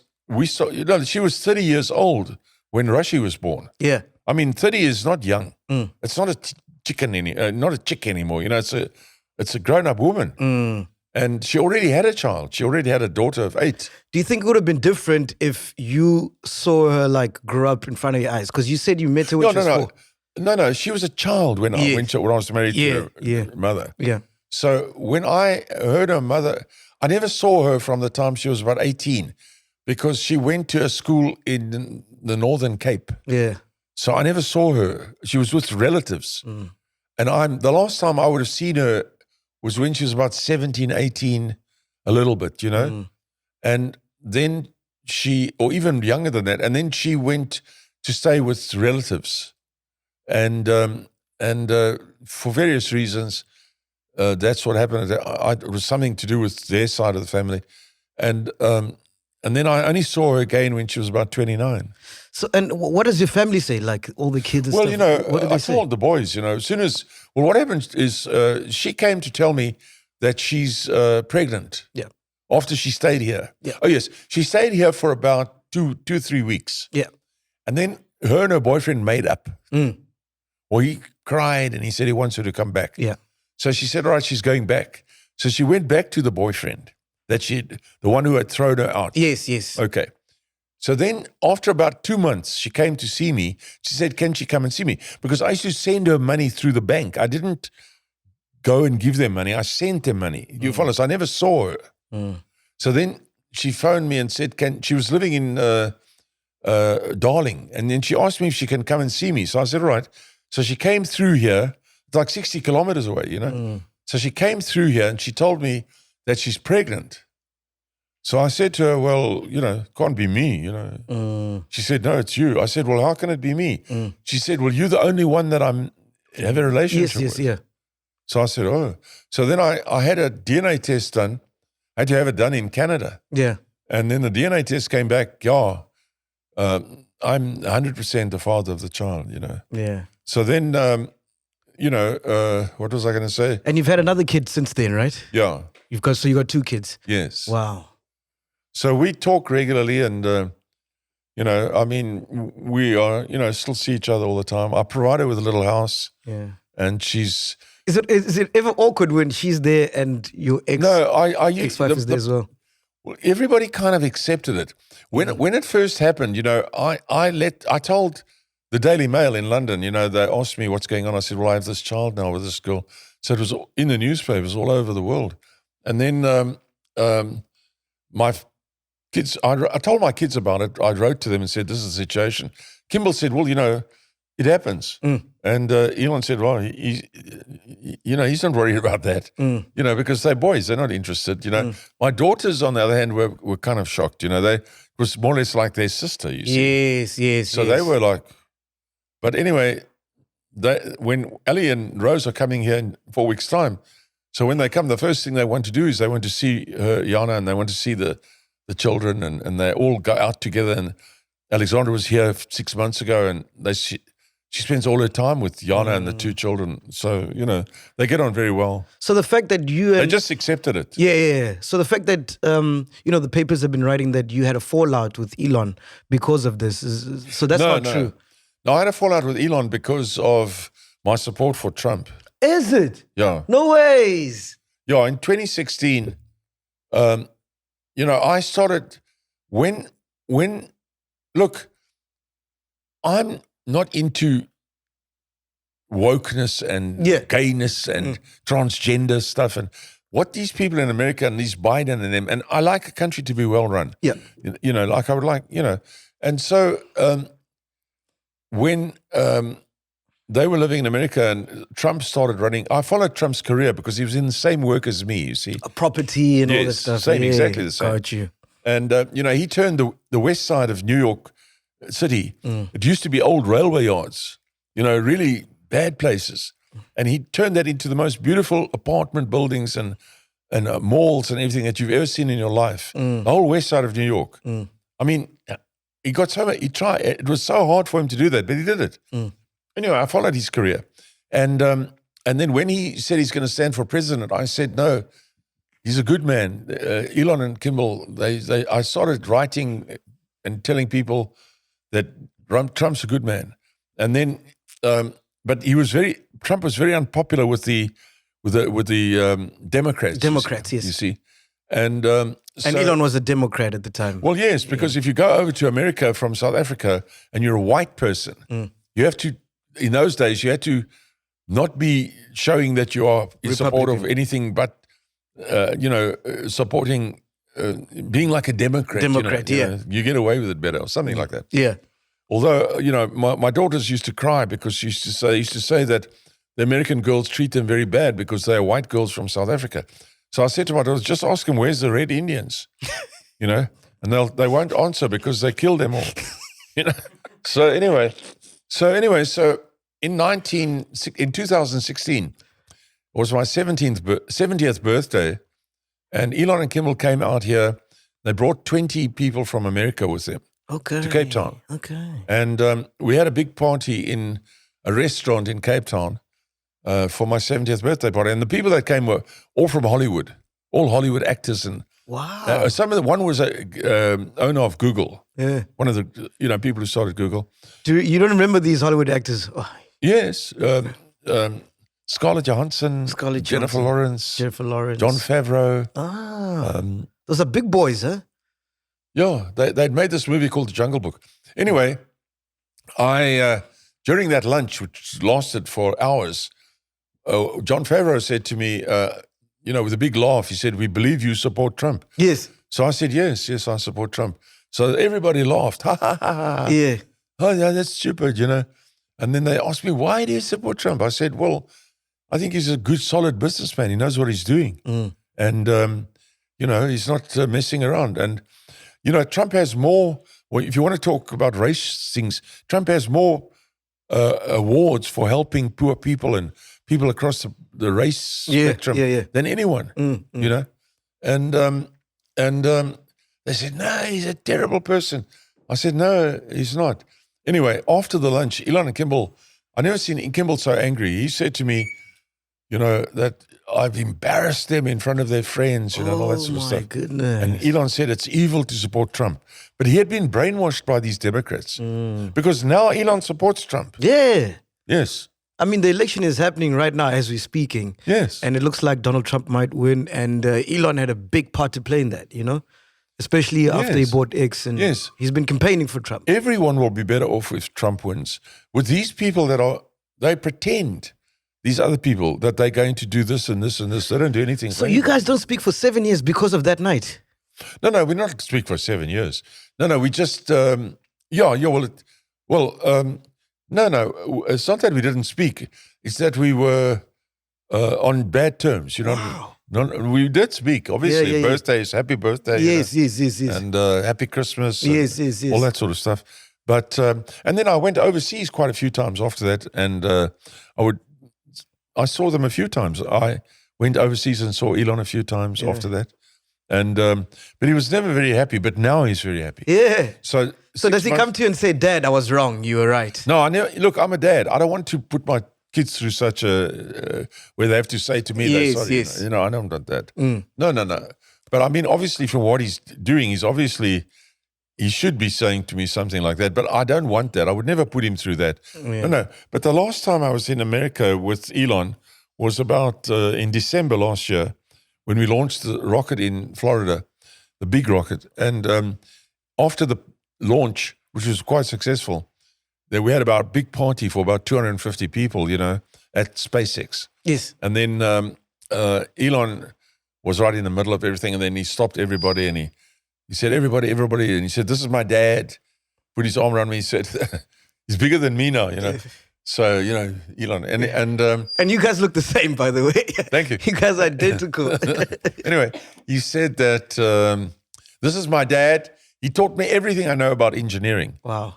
And which is a very nice thing to say, especially at SpaceX. Yeah. And then I said, no, I'm sure he taught himself. I said, no. He taught himself a lot of things, I replied, Yeah. But no, things are very good. And so I When don't did you have any realize you were difficulties with special? my children. When did you realize you were special? Because every was parent special. knows. Yeah, every parent knows. Well, yes, look, Elon as a small boy was very different. No, I wouldn't say it was. I wouldn't say it was very different. He was typical boy. I mean, a little bit. He wouldn't listen. So you after a while you think, can he not hear me or something? Maybe he's deaf in the left ear. Yeah. But no. When he was at school, give you an example. When he was in grade 2, he was at Waterkloof Primary School, and the principal phoned me and said that I have to come and see him, the principal. So I thought, it must be for Elon. Yeah. Now, when he was small, he was quite fast on a lot of things, and if Errol spoke to him, he didn't hesitate to say, "Are you stupid or what?" Whoa. He would say to an Errol. Yeah. And I would say to him afterwards, "You can't say that That's to adults." rude. Yeah, but they are stupid. I say, yes, I know they're stupid, but you mustn't say that. Yeah. So anyway, the principal asked me to come in and see him. So I thought, oh, he's told his teacher's stupid, you know. Anyway, so I went in to see the principal. And when I got in there was a principal in the room, and this woman was in there, this older woman. She's going like this, you know, she's very unhappy. And I said, yeah, what's it? So they said, no, we got a problem with Elon. So I said, grade 2. So I said, you know, what's the problem? You know, worrying now that he said something bad. They said, no, we think he's retarded. Jeez. Yeah, that's the word they used. I said, retarded. They said, yes. And then the teacher, I said, what do you mean? So the teacher said, no, he doesn't listen in class. He just looks out the window all the time. Just looks out the window. And then when I talk to him, then he doesn't even respond. He just sits staring out the window. So we think he's retarded. So I said, really? Because I knew he wasn't retarded. So the teacher said, yes. I would even go up to him and I shake him on the shoulder. And then eventually he turns around, you know, say, what? And one time she said, yesterday when I shook him on the shoulder, he turned around and he said, the trees are turning green. You know, obviously it's spring or something, you know. And so they came to the conclusion he's retarded. So then we didn't know what to do. We were sitting in the room there. And then finally I wanted to say, look, he's not retarded. And then the principal said, maybe he can't hear. So I said, no, I don't think, that's it. Yeah. So I said, tomorrow I'll take him and we'll have his ears tested. Anyway, there was nothing wrong with his hearing. So what I did was I put him in a better school. Okay. And then there was no trouble after that. But as a small boy, he read very early. He was reading books very early on. So age 9, he was already reading, especially books about Dungeons and Dragons and, you know, all sorts of creepy stuff. Yeah. He liked that sort of thing. Yeah, he was reading all that. And The Lord of the Rings, you know, that kind of thing. Yes. And but as far as academic, being very smart, he was okay. I mean, Was he bullied? Pardon? Was he bullied? No, that's also another story that's not exactly true. He went to Hatfield Primary School with me, no problem at all. And Kimball, of course, as well. And no trouble at all at schools. Then when he went to high school, we were still staying on the horse farm in Sandton. So I put him into Bryanston High School. And there were some rough characters in Bryanston High School. And one day, I didn't realize Bryanston High School, although Bryanston is in a very good area, it draws people from all over the place. Oh, yes. Anyway, one day I got this call that Elon's in hospital. And what? And I went to the school, and apparently some boy there, I was told by the principal, some boy there's father had committed suicide. Jeez. And the boy everybody knew. And then Elon said to this boy, your father was stupid. Now, you shouldn't do that. You mustn't do that, you see, because although I think probably the father was stupid to do that, Elon did that. And so the boy waited until Elon wasn't looking, and then he pushed Elon down a flight of stairs, 2 flights of stairs. So he went down these stairs, and he was severely injured going down those stairs. And then when he was at the bottom, the boy jumped up on him and started hitting him with things. I don't know. It was really bad. And Elon was in Sandton Clinic for about 10 days, 2 weeks. He was in Sandton Clinic. I've never seen anybody looking so badly hurt. That was all. And then when I went to see the school about it, I went to the police, in fact, and they told me, look, what Elon had said to this boy is too much. You can't say that. Yeah. And I agreed, and I felt very sorry for this boy, because when I saw the boy that had pushed Elon down the stairs, he was weeping all the time, he's crying. And I felt very sorry for this boy. It's traumatic. I mean, I said, no, we won't do anything about it. And then what I decided to do was to move Elon. He was only in standard 6 then, in grade 8. Grade 8. I will take him to school in Pretoria. So I was on good terms with the headmaster of Pretoria Boys High. I said, look, I'll buy a house in Pretoria shortly, and I will bring them to school every day from Sandton to Pretoria Boys, although you're not allowed to do that. But he said, that's fine. So I took them to school in Pretoria every day after that, every day, back and forth from Sandton to Pretoria every day. And until about 3 months later, I managed to buy a house in Pretoria, and then we stayed there afterwards. How was he with the ladies? Because obviously now he's got a lot of baby mamas, but Elon is a nerd with ladies. yeah. So am I. Yeah. No, With no. the club. No, he's not a smooth operator. Yeah. Not a smooth operator. Yeah.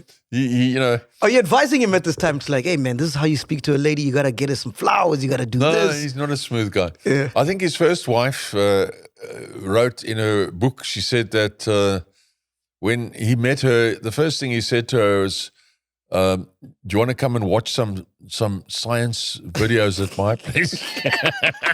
So, you know, or something like that. I think, does she want to come and look at some rocket launches with his, you know? No, he's not a very, but obviously the woman, the latest girl he's got is lovely. I mean, Siobhan, she's with AI, you know, a very smart Indian sort of woman. Yeah. But she's smart. And that suits him very well, I can see. And but Elon is definitely not a smooth operator. No, And you guys love kids, man. Don't you know how to use a condom? Yes, you guys yes. love kids. no, Man. we don't think like that. You all have so many kids. No. Look, you must have if you're a dope, don't have kids. Yeah. But you're not a dope, so you should have lots of kids. Yeah. So the thing is, if you can afford it, but you mustn't have kids if you can't afford it. Yes. You know, but. I think for me, it's more about my wife. I don't think my wife would want me to have kids with other No. women. You But must- she doesn't want a lot of kids, though. you She see. doesn't? No, she does. So I only have 2 kids, but I'd like to have more. But it's all dependent on her. Do you get what I'm trying Yes, to say? of course, it depends on the woman. Yeah. But yeah, exactly. And but if you can afford it, you should have. Look, my dad was one of 8 kids. Yeah. My mother was one of 8 kids. You follow me? Yeah. Hayda Marie's one of 8 kids. Yeah. How many kids you got now? 7, 7. And grandkids? about 20. Wow. Yeah, and Elon's got 12 kids. Wow. Yeah. And he's not stopping. Did you see he moved them all to... Well, you know, again, it's look, it's not only about whether you can afford them. You do have to have time with your kids. Yeah. So Elon is not happy about the fact that with his first few kids, he was too much away. So now he tries to spend more time with the little ones that he's got now. But with the first kids, he was not there, you know. Yeah. Like this one who's declared himself a woman. Yes. She says he wasn't there for him, you know. What's your take on that? Because that's your grandchild at the end of the day. Well, you know, I mean, look, it's not a new thing. It's something that has happened over the years, over many years. You know, history is not full of it, but it's always been possible. So the thing is, my advice to him was, and to people is, you should love people for who they are, not for who they were. You know, I mean, basically, that's the Christian creed. Yeah. You take people for what they are, not for what they were. You know. Yeah. You know. No, that's true. So, you know, so I've advised him on that to try. But it's very easy to talk, you know. I had a situation quite recently with someone, now I'm trying to think who it is, where their child, again, it's the same as Elon, Yeah. where the child claims to be a woman and the father, it was in the news, quite a well-known person, and the father said, I can't come to terms with this. You know, I can't come to terms with this. It's understandable. I mean, I've had women, not once, maybe 3 times at least, where I've had married, when I say women who are married, who've had sons who have turned out to be gay. And I remember these women coming to me over the years, coming to me and saying, phoning me and saying, or I can think of one phoning me and saying, oh, a very good friend, woman friend, saying to me, a terrible thing has happened. I say, what is it? Oh, she's got to talk to me. She's got to talk to me. And I say, what is it? And then she comes to see me. She sits there, and then she said to me, Jared, that one, his name's Jared. Jared is gay. But I knew he was gay. Yeah. Everybody knew he was gay. yeah. West kept secret. Yeah, everybody knew he was gay. And he was already 18 or something. You know? But she didn't know. So you say to her, look, you know, it's not such a big deal. Yeah. It's not so serious. Now, that's a few years ago. Now she's on very good terms with him. Yeah. You know? I wanted to ask you, do you think Elon's proud of being South African? Because, Oh, yes. for real, I never see him Yes, speak of course. highly of South Africa or like coming from here. Like, it doesn't represent South Africa, like, you know. Well, you know, remember, he's up again. He's in a bit of an A team there, you know? Okay. You only put out everything that's positive that you can. You know what I mean? But no. My daughter wears an Africa Oh, wow. little gold. Yeah, see, something like that. I've never seen Elon wear like an But she wears it all the time. Yeah. This is Tosca. So no, they all have their Tosca buys clothes for her children from a place here in South Africa. She thinks it's better stuff. And no. They Kimball would like to have a bush farm here again. And no. They are very happy with their background. Very happy with their background. And you know, obviously they're dealing with Americans. When you're in America, Yes. and for me, for example, I found you get to America and you say to someone meets you in your business, you know, where are you from? They say. You say, I'm from South Africa. They go, Africa? South Africa? You're not black? You know what I mean? Then you have to explain to them, no, I live in South Africa, you know. Yes. Or you get some guy say to you, yes, I've got a friend in the Congo. I've got a friend. Do you know him? You know? Yeah. No. You soon learn in America, when they ask you where you're from, they mean, are you from uptown or downtown? Yes, that's it. Then you say, I'm from uptown. They say, oh, okay. So eventually you simply just, if they push you a lot, then you sound British. And then they say, oh, okay. But you generally, they're not interested in America, in the outside world. Do you think you'd come back to SA, like maybe like in the future, like Elon, to come back to South Africa? Yeah, and live here? Because he could buy the whole country, you know, he's got so much money. No, he could. But, you know, it's not that. It's where his interests lie. I mean, he's been back here quite a few times. And when they come back here, they immediately go to the bush and they enjoy the place. I mean, they come secretly because they get special private treatment. Yes. But you know, it's a question of what they need, what their needs are. Yeah. Because you're very comfortable be chilling in here, no noise. I don't think Elon is in a position right now to even give the slightest concern to where he's going to live one day. Because remember, a lot of these other guys are buying nice yachts or nice this or nice Houses that. But he is busy as though he's as though he's 30 years old. He's 53, but he's like building rockets to go to Mars. Yeah. And, you know, this is one of his shirts he gave me. Yeah. You know, recently, so I thought I'd put it on. And they're busy now. Recently, the rocket they want to send to Mars, I don't know if you saw, they caught it. I saw. Yes. That's Crazy, extraordinary. extraordinary, eh? Yes. Unbelievable. So, yes, it is amazing. unbelievable. That thing is about the height of a 30-story building. What's happening in there in Mars? Why does Elon want to go to Mars so bad? Well, you know, it's about, look, we all sort of feel like we're responsible. Not only us, I mean, everybody does. You feel like you're responsible to do a good showing in your life, to not be a failure, you know? Yes. And, you know, so he's taken upon himself to go to Mars. He's going to put people on Mars. He only came to the idea after he sold PayPal, and he didn't know what to do with himself, you know? And he wasn't sure what to do, so he joined the Mars Society in 2002. And when he went to join the Mars Society, he thought it's very exciting because these people were very serious, and they actually had people who were pretending to live on Mars. Oh, wow. And then they would go and live in the desert and pretend that they're living on Mars. You know, seriously, you know, to see if they can pretend properly. Yeah. And Elon was very impressed with this. So he immediately gave the Mars Society $100,000. Wow. In 2002. Robert Zuprin's Mars Society. And he became like in love with the idea, you see. And so then he said he's going to launch a rocket. He's going to build a rocket. And then he went to try and buy one from Russia. Then eventually built his own rockets. And today he's the only viable rocket launching facility in the world. That's insane. No one else.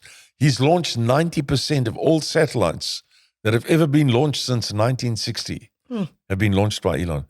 90%. And this is your son. Yes. And so he's spending his money. He started Starlink with the idea that the income from Starlink, which he estimated in 2016, he told me, that they anticipate income from Starlink, because it will be Wi-Fi for the world. Yeah. They anticipate income from Starlink to be $80 billion a year. Oh my God. 80 billion. Oh That was in 2016. Yeah. I think now it will be more. And he wants to use that money to finance the trip to Mars. And we don't even have Starlink in SA. Well, yes. No, not yet. The government is trying to decide who's going to get the CASA license. Yeah. And so that's in the process of happening. But Starlink is available just about everywhere else. Yeah. In 179 countries now. That's amazing. Yeah. Sure. So he's pushing himself still like a young man, And I don't think he gives much thought to where he goes on holiday and stuff. I think he's giving more thought to being with his children. How old is with he? the small children. 53. Oh, okay.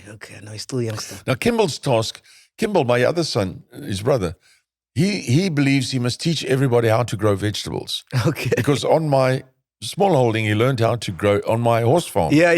He learned how to grow vegetables. So we used to grow pumpkins, carrots, lettuce, onions, Everything. spinach, cabbage, everything. Weed. Everything. Yeah. And he learned that. And then, so since he's been in America, he's been teaching, he's opened a lot of restaurants, and he also teaches children in schools. He's got gardens in 1,200 schools now, teaching children how to grow vegetables. It's primary school children. Are your other kids jealous of Elon's success? No. No, he's too good to them, My daughter owns Passionflix, Yeah, I heard So about that. Passionflix is like Netflix, only the movies are love stories, but they're Yes. full-length movies. Yes. So she's made a couple of hundred. I think they've made a couple of hundred movies already, full-length movies. Yeah. And she's got big studios in Atlanta, in America. She's got huge studios with all the rooms and bedrooms and all the stuff that you guys normally use for making movies. She makes a new movie roughly every 6 weeks to 3 months. A new movie's coming out, and you can subscribe to Passionflix. But in order to get Passionflix off the ground, of course, Elon provided the funding for her, you see. So when you speak, I just can't fathom this. I can't understand. Like, it sounds like, his childhood was great. You guys have a good bond. So why would you go on an interview and say things like, you are the most evil man he's ever met. Every possible evil deed you have done. I don't get why you go on an interview and say that. Based on what you are telling me. Well, first of all, that's a Rolling Stone magazine. Yeah. I think they got Elon at a bad time or something, but they interviewed him. But anyway, it was the time of the Trump saga, you see. And he did say at the lunch. Remember, for Elon, with the people that he was mixing with in America at that time, he doesn't talk to those Hollywood people anymore. In fact, those Hollywood people that came with him to Cape Town that time, they say terrible things about him all the time now, that he's no good. Same thing that happened to Trump, yes. As soon as he started running. They now say, for a long time now, when Elon bought Twitter, they're saying Elon is no good, Those same people, they're no good themselves, those Hollywood people. But around the time that Trump came into power, remember, for Elon to say in 2016, 2017, that he supports Trump is like a death knell for him with the Democrats there in America. Yeah. Then he loses all his friends. He even says now, if Trump doesn't win, he might go to jail. Yes. So the thing is, at that time, Elon was trying to distance himself from me, you see, because people were asking me at that time, also on the news, what do I think? So he was trying to distance himself. And the best way he could do that was to say, I suppose, because they asked, the Rolling Stone phoned me and they said to me, what do I say to this? And I said, well, I've never in my life tried to harm anybody, so I don't know why he's saying that, So, but, it's so rough with the smooth. You just take it as it comes. So what are some of the other misconceptions about you? Like, what do you think? Me? Yeah, about you. Like, people, don't get it. Well, I don't really think much about myself. I don't care what people... Well, no, of course, I like people to like me or something. Yeah. But I don't have any... I haven't got a conscience. So if I felt bad, I would walk around, I'm sorry. But I haven't done anything that I could say that about. So, no. the problem is their problem, not my problem. It's their problem, not mine. And you're not even on social media, so you don't even see the stuff. No, I do look on social media. I was on X. I just don't look at X much these days. Everybody else does. I don't use it much. And no, I haven't got much to say on things like that. I don't have to because the news people ask me all the time, what's my opinion? And then it goes on the news. Yeah. So yesterday I was on news in England, Yeah. So, yeah. Wow. And tonight also in London on TV. Yeah. For the elections, yeah? Yes. Yeah. Who do you want to win? Obviously Trump, huh? Big pardon? You want Trump to win, yeah? Well, look, I think Trump is a businessman. I mean, he's a proper person. He's not, recently England has voted in a new government. And their solution to England's problems, England's got a lot of problems because people are hardly buying anything out of England nowadays. Remember, we used to buy everything out of England. Yeah. So, you're very young, but the thing is when I was a young guy, everything we bought came from England. Now it's China. Yes, but everything used to come from England, even the drink that you're drinking, even breweries, everything came from England. The cars we drove all came from England. Everything came from England. Now we buy nothing from England. So what's happened? England is down. And now this new government with this guy Starmer, they're increasing the taxes out of sight. They're going mad on taxing everybody. They introduced the capital gains tax now to like 50%. If you sell your house, you have to give 50% to the government. That's madness. Man, it's madness. And now they think you can tax yourself out of poverty.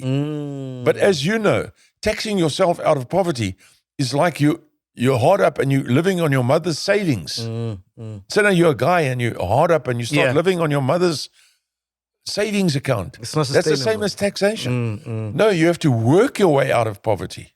You cut costs and you work your way out of poverty. So the kind of people, and I'm sure that's a lesson in that. And these people in America, that Biden and them, they also want to tax everybody. You don't tax people. You get people to produce more and make more.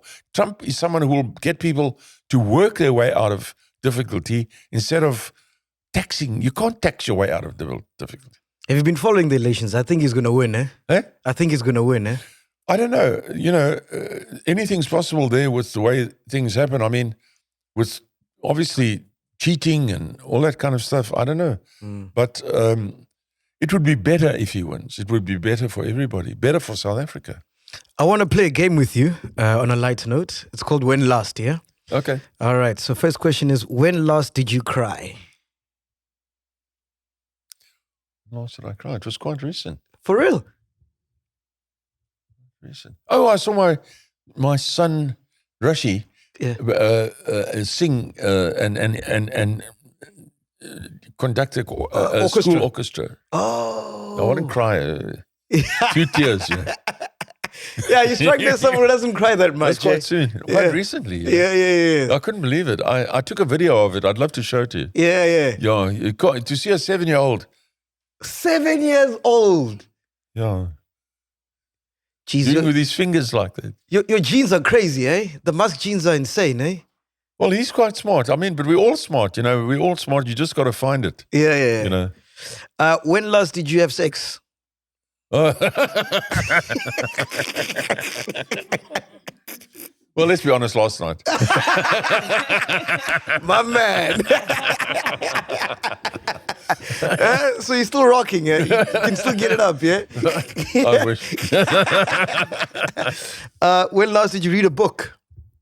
Oh, I read books all the time. So I'm writing my own book behind me.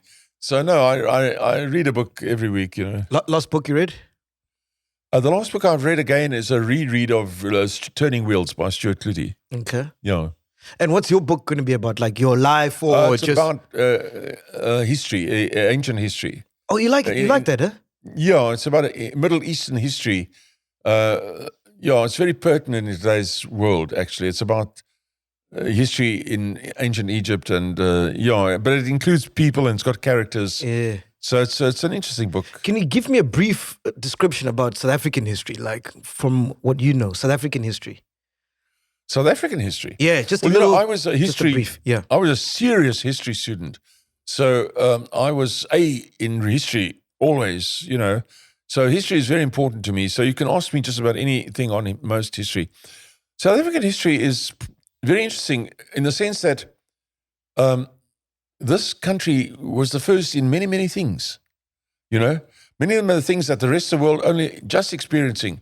This country experienced already 200 years ago, 100 years ago, 150 years ago, in terms of race involvement, clashes, all that kind of thing. We are way ahead of the rest. In many ways, this country is way ahead of the rest of the world in experience, So,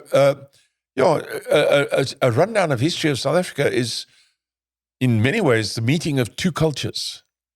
The black culture coming one way and the white culture coming the other way.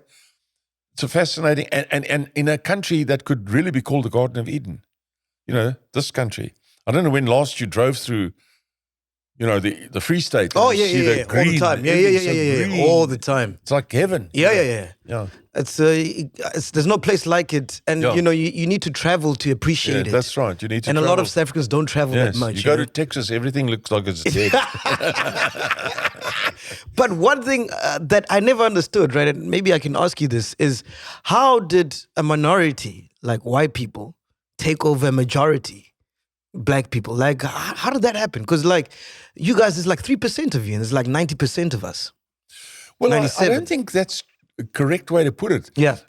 No, I think that the culture that came down kept to themselves. I mean, if you look at the Xhosa and the Zulu people, they stayed where they were. Nothing's really much changed there. Zululand is Zululand, Xhosaland is Xhosaland. Yes. So the white people came to the Cape, which was more or less occupied by a small group of people, the Khoi and the Khoi and the Bushmen and so on. So there wasn't, and they were very small in number. Yeah. So they formed their little society, and the agreements generally were that they'll form their society and the black people will form their society. Mm. But you must remember that the Transvaal area, what we call the Transvaal, or used to call the Transvaal, the tableland, was actually the hunting grounds of the Zulu nation. Okay. So the black tribes that lived in the Transvaal area in the 1700s, 1800s, they were very sparse, and they used to this, like, for example, reading about the Sekhukhune, they had never built anything because they knew that the impis were coming from the Zulus. So if they built anything, the Zulus could see, and then they would come there and kill them. So they would live in caves in the mountains in the Eastern Transvaal, and they would hide when the impis came. It was common knowledge that the impis would come up from Zululand and they would go through the Transvaal, what we call the Transvaal now, or used to call, and they would take out everybody. So it was an empty country. It was empty countryside, really. Only up in the north, where you come from. Yes. Limpopo was there, but that was beyond a mountain, and so the Zulus left that. But the Zulus used to basically rampage around the rest. And so you take the people, the Sutus, they went up into Lesotho in the mountains, also to get away from the Zulus. And so the Zulus were sort of bad guys. Yeah. They were bad guys. So, well, let's say bad guys. So they loved going around having a good time.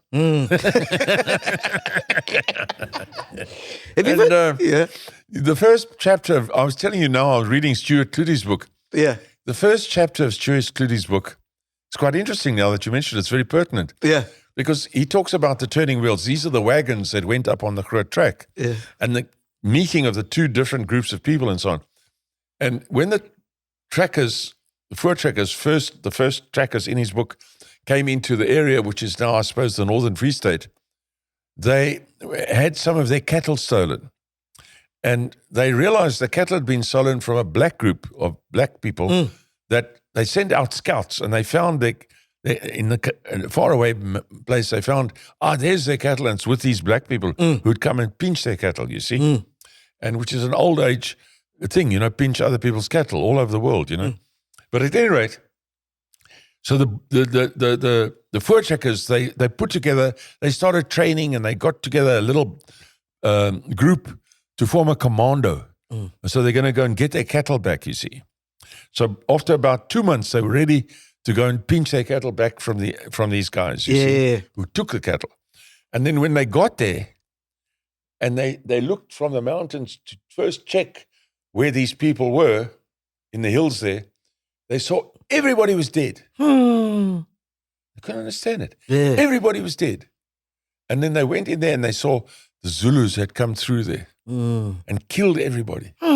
That's in his book. Sure. It's a real event. Yeah. So you understand. Gives you an idea of how things were in those days. Were they similar to Vikings, would you say? The Zulus were, I suppose, like the Vikings, yeah. Yeah. Very much. And so that was the black people fighting each other. I mean, well, not fighting each other.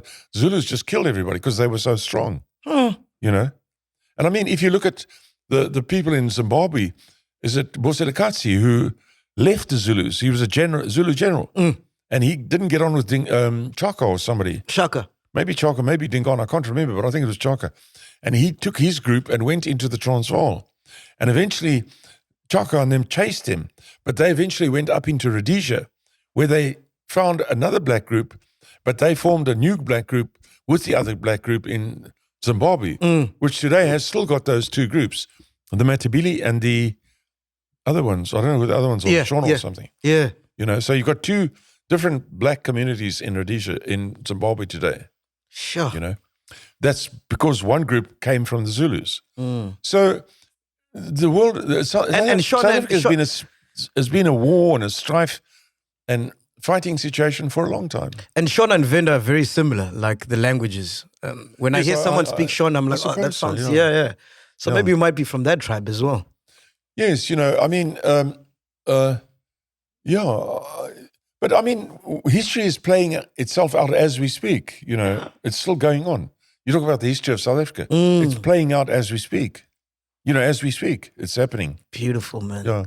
Sure. Before you go, have you been to the Playboy Mansion? Did you ever go? No. Because I know you liked the Playboy magazine, right? No, where do you get that from? You never liked it? No, I used to. I mean, in the times gone by, if you had a Playboy magazine, they put you in prison or something, they arrest you. But if in my young days, if some guy had a Playboy magazine and everybody goes to go and look at it, so you go and have a look, you know. Yeah. And no, but you couldn't buy them in South Africa. When I was, it was against the law, you know. Yeah. Mr. Elon Musk, thank you so much for your time, man. We've been working on this interview for how long now, Dudu? About a year, ne? Yeah. And it finally happened. Thank you so much for your time. Thank you so much for inviting us to your house. Pleasure. Before we go, we always like to ask our guests this. So when it's all said and done, at the end of the day, what do you want to be remembered as? What do I want to be remembered as? Yes, sir. Are you telling me I'm going to die? No. We don't want that, man. We want to come back and shoot more episodes. No, I mean, I suppose we all want to be remembered as someone who tried your best, you know, and that you were liked, I suppose, you know, or not disliked, I suppose, you know. Yeah. But no, I don't really think about it much like that. But obviously try to leave the people behind happy, you know. Yeah. I wanted to ask you, what's it like being the father of the richest man in the world? Well, I've been asked that question a lot. And it's important to remember that I also did well. Yes. And even if you take my brother, I have one brother, and he also comes from this poor family. And he studied medicine, but the only reason he was able to study medicine is because Norriston Laboratories gave him a scholarship. Otherwise, he wouldn't be a specialist today. So he got that because he was a very good student at school. He studied hard at school. And we all finished school with a lot of A's, you know. Like his two sons who work for X now, James and Andrew, they are the highest ranking matric people who finished matric in South Africa in the history of South Africa. Yeah. They both have 12 A's. Sure. 12 distinctions in matric. Can you imagine getting 12 distinctions in matric? I couldn't even get one. They got 12 each, his two sons. They were in the newspapers here as the highest ranking. That's my brother's sons. They work for Twitter now and for X. And so we are people who've always tried, you know, we tried. I mean, we don't splurge money around, so I don't see I don't see money being thrown around or anything like that, you know. Yeah.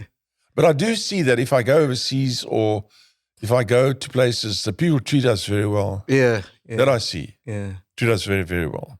Dudu, any last question?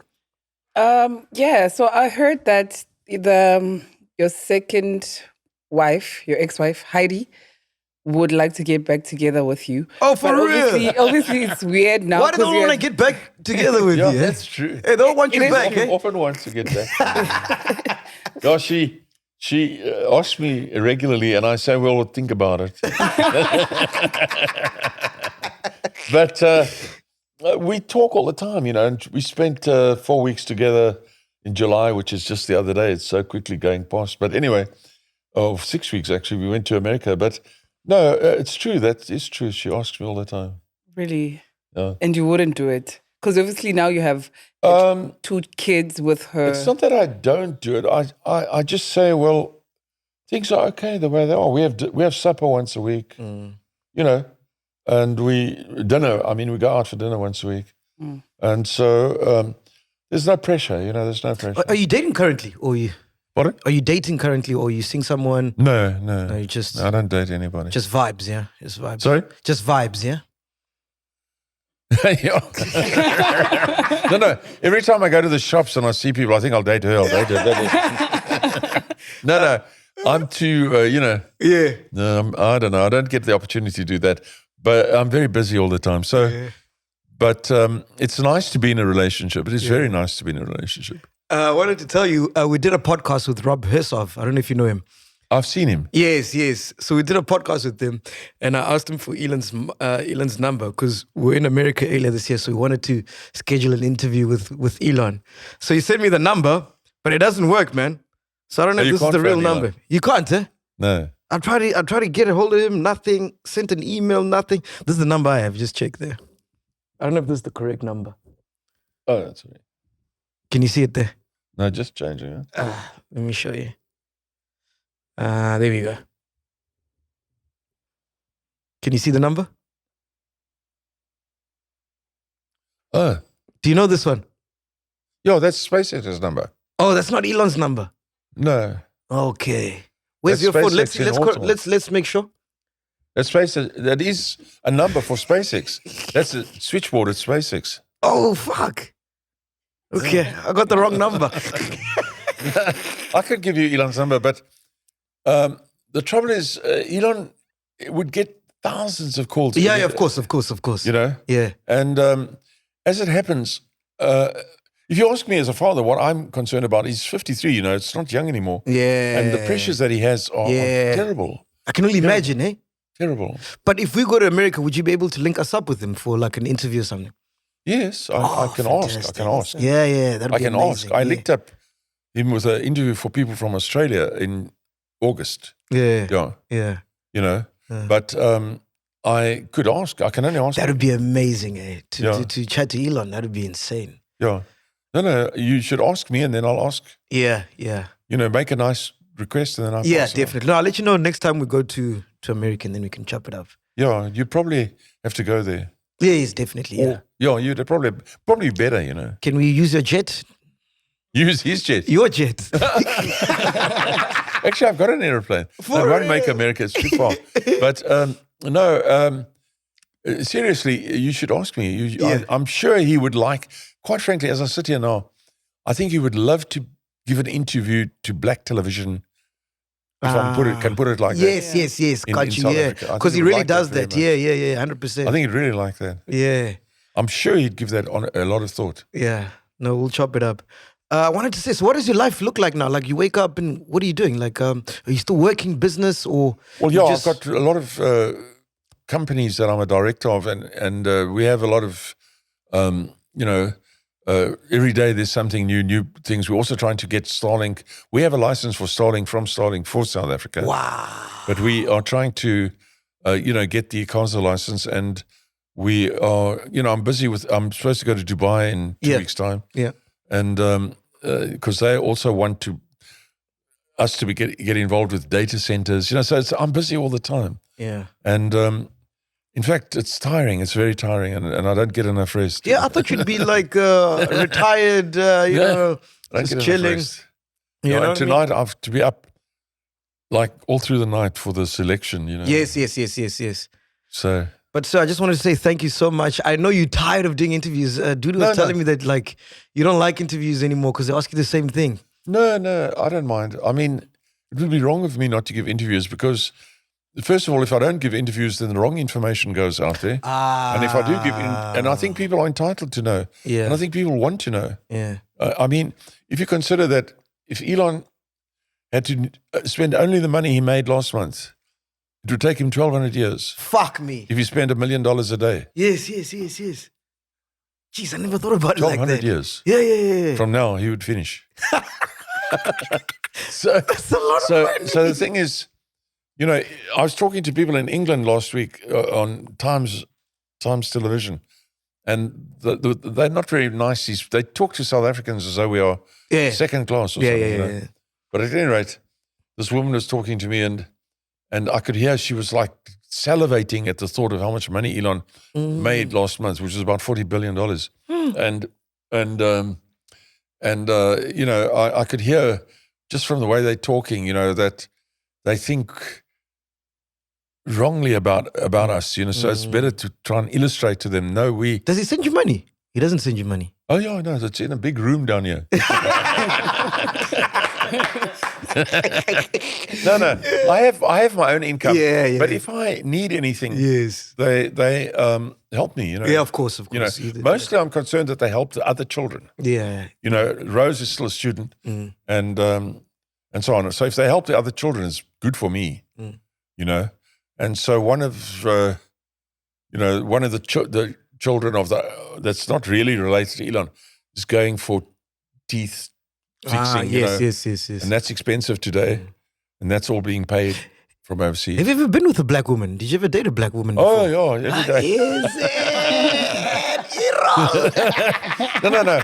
Actually, funny, when I was in Zambia, I went to meet the HH, the president of Zambia. Yes. And I met a girl there, and she was ex-Miss Zambia. Yeah. And we went out a few times. Wow. And then she still communicates with me. Yeah. And she's very, very attractive. Yeah.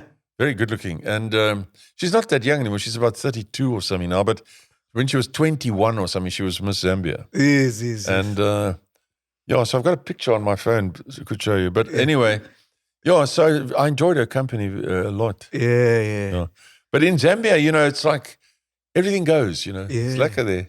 How beautiful are South African women? We've got the best women in the world, eh? Don't you think so? How beautiful are South African women? I feel like we have the best women in the world. You can find any kind here. A while back, I was invited by, when Zuma was still around. Yeah. I was invited by, I thought it was Zuma, but it was his brother, to go to Michelangelo Hotel in Johannesburg. Yes, in Sandton. They wanted, I don't know what their plan was at the time, but whether they were going to ask for a donation or what. But anyway, I went to this function for the sort of Zuma ANC or whatever it was. And I stayed, they put me up at the Michelangelo, and I went to this cocktail party, which started at about 4:30 at the Michelangelo for the evening, And it was fantastic, a tremendous place, that Michelangelo. And there were all these people, all black people, some white people. And then there was some incredibly beautiful black woman. Yeah. I mean, really good looking. Yeah. And I actually phoned. We call them slay queens. Yeah. But I battled to get a chance to speak to them because every time I tried to speak to them, I was sort of pushed out of the way. Come here. Anyway, everybody got a little bit drinking a bit after a while. Then I was able to go and sit with them. Yeah. So I sat with them. The one was it came second in Miss South Africa at Sun City, and the other one had been a Olympic high jumper. Yeah. Nomsa, I think her name was, and so attractive. I couldn't believe that people could look so good. Yeah. And I liked the way they were dressed with sort of jungle print dresses, and that yellow and green, it's beautiful. And the one anyway. And I phoned my wife, my ex-wife, Heidi, And I said to her, I'm up here and you can't believe how beautiful these girls are. Yeah. And I found my brother, I said, he lives there nearby in Santon. I said to him, you must come to the hotel and come and see these people. Yeah. And you can't believe it. I told them, these are such beautiful people. Yeah. And anyway, they didn't come. But that's my experience. And they were very nice. Did you ever cheat during your marriages? 'Cause Every day. With Maye.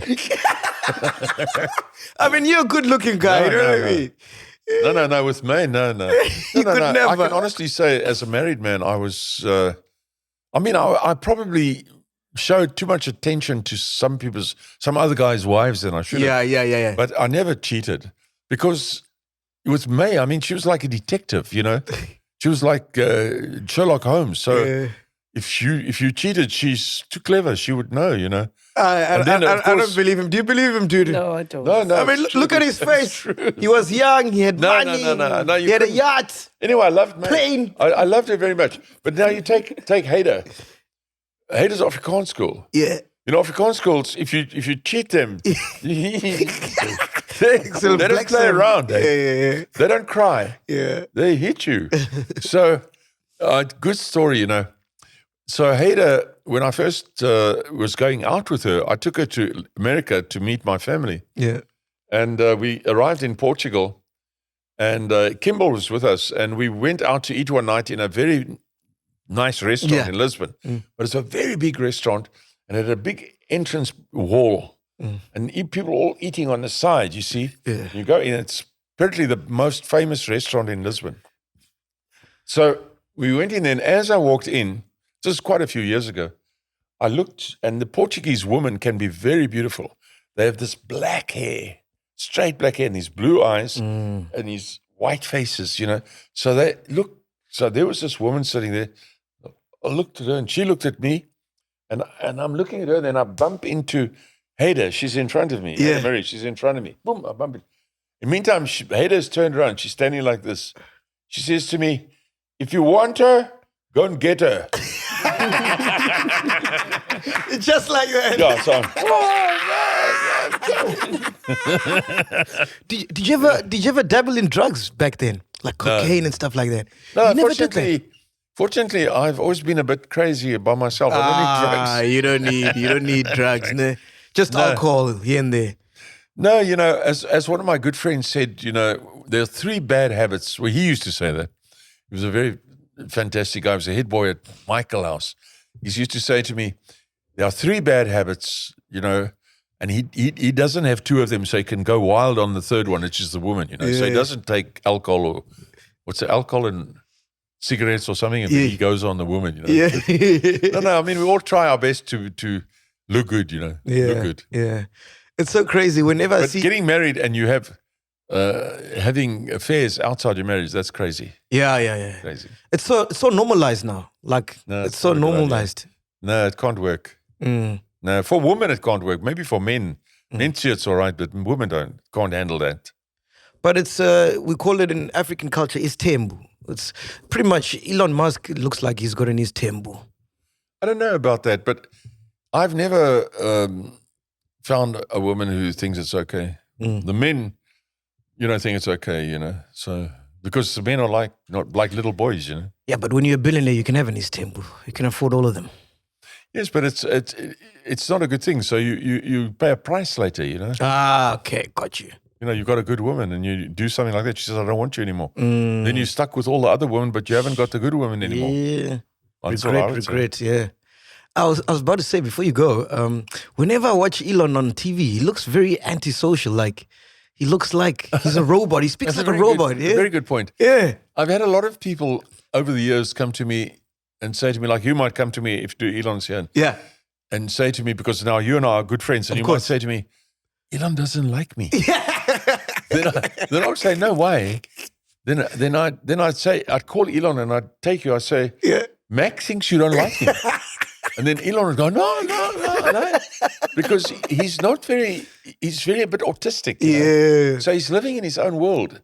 And he's not, Kimball on the other hand, if you meet him once, then you think he's your friend for life. Wow. Because he's very personable. Yeah. So in the time when they first started their business, I remember not once, at least once, but certainly a few times, Elon would speak to the clients, and then Kimmel would come screaming and say, "You don't speak to the clients. I speak to the clients. Yeah. You don't speak to the clients." Yeah. Because if Elon speaks to the clients, they get the wrong idea, you see. But Kimmel, he makes people comfortable and all that, you know? Yeah. So he's got a personality like that. But Elon, he has a personality that looks like he's not with you. You know? Yes. I guess you can't have it all, eh? Well, you know, it's just how he is. I mean, in a way, it's a bit of a protection for him because he gets a lot of flack from the media and people. And everything, yeah. But he just lets it go. He doesn't worry about it. Doesn't think about it. He's not, you that's can't a reach him. You superpower, don't eh? reach him. Yeah, that's a superpower. But you don't reach him. So he's not, you know, some people are very concerned about what people might think of them. And then if they get told so-and-so thinks this about you, then that person's going to everybody saying, "Hey, they say this about me." Elon won't even hear. He won't not even listen. Yeah. And that's quite useful. It's quite useful. Yeah. You Thank you so much once again for your time. All right. I really appreciate it. I'm not leaving out anything. No. We done, eh? All right, cool. Podcast and chill. We out of here. Boom. Welcome to Black Excellence. Do not fear, for if you do, just sip on some grandeur. And if you still do, ask ourselves, what would Mapapunzi do? Parama chila, itlesha lefiki. Ungoyigi, even if when they ask you, how sabiini, do not fear. For if you do, just say, Anistivi. This is the medicine of censorship. This is the pill. Which one is that one? Podcast and chill.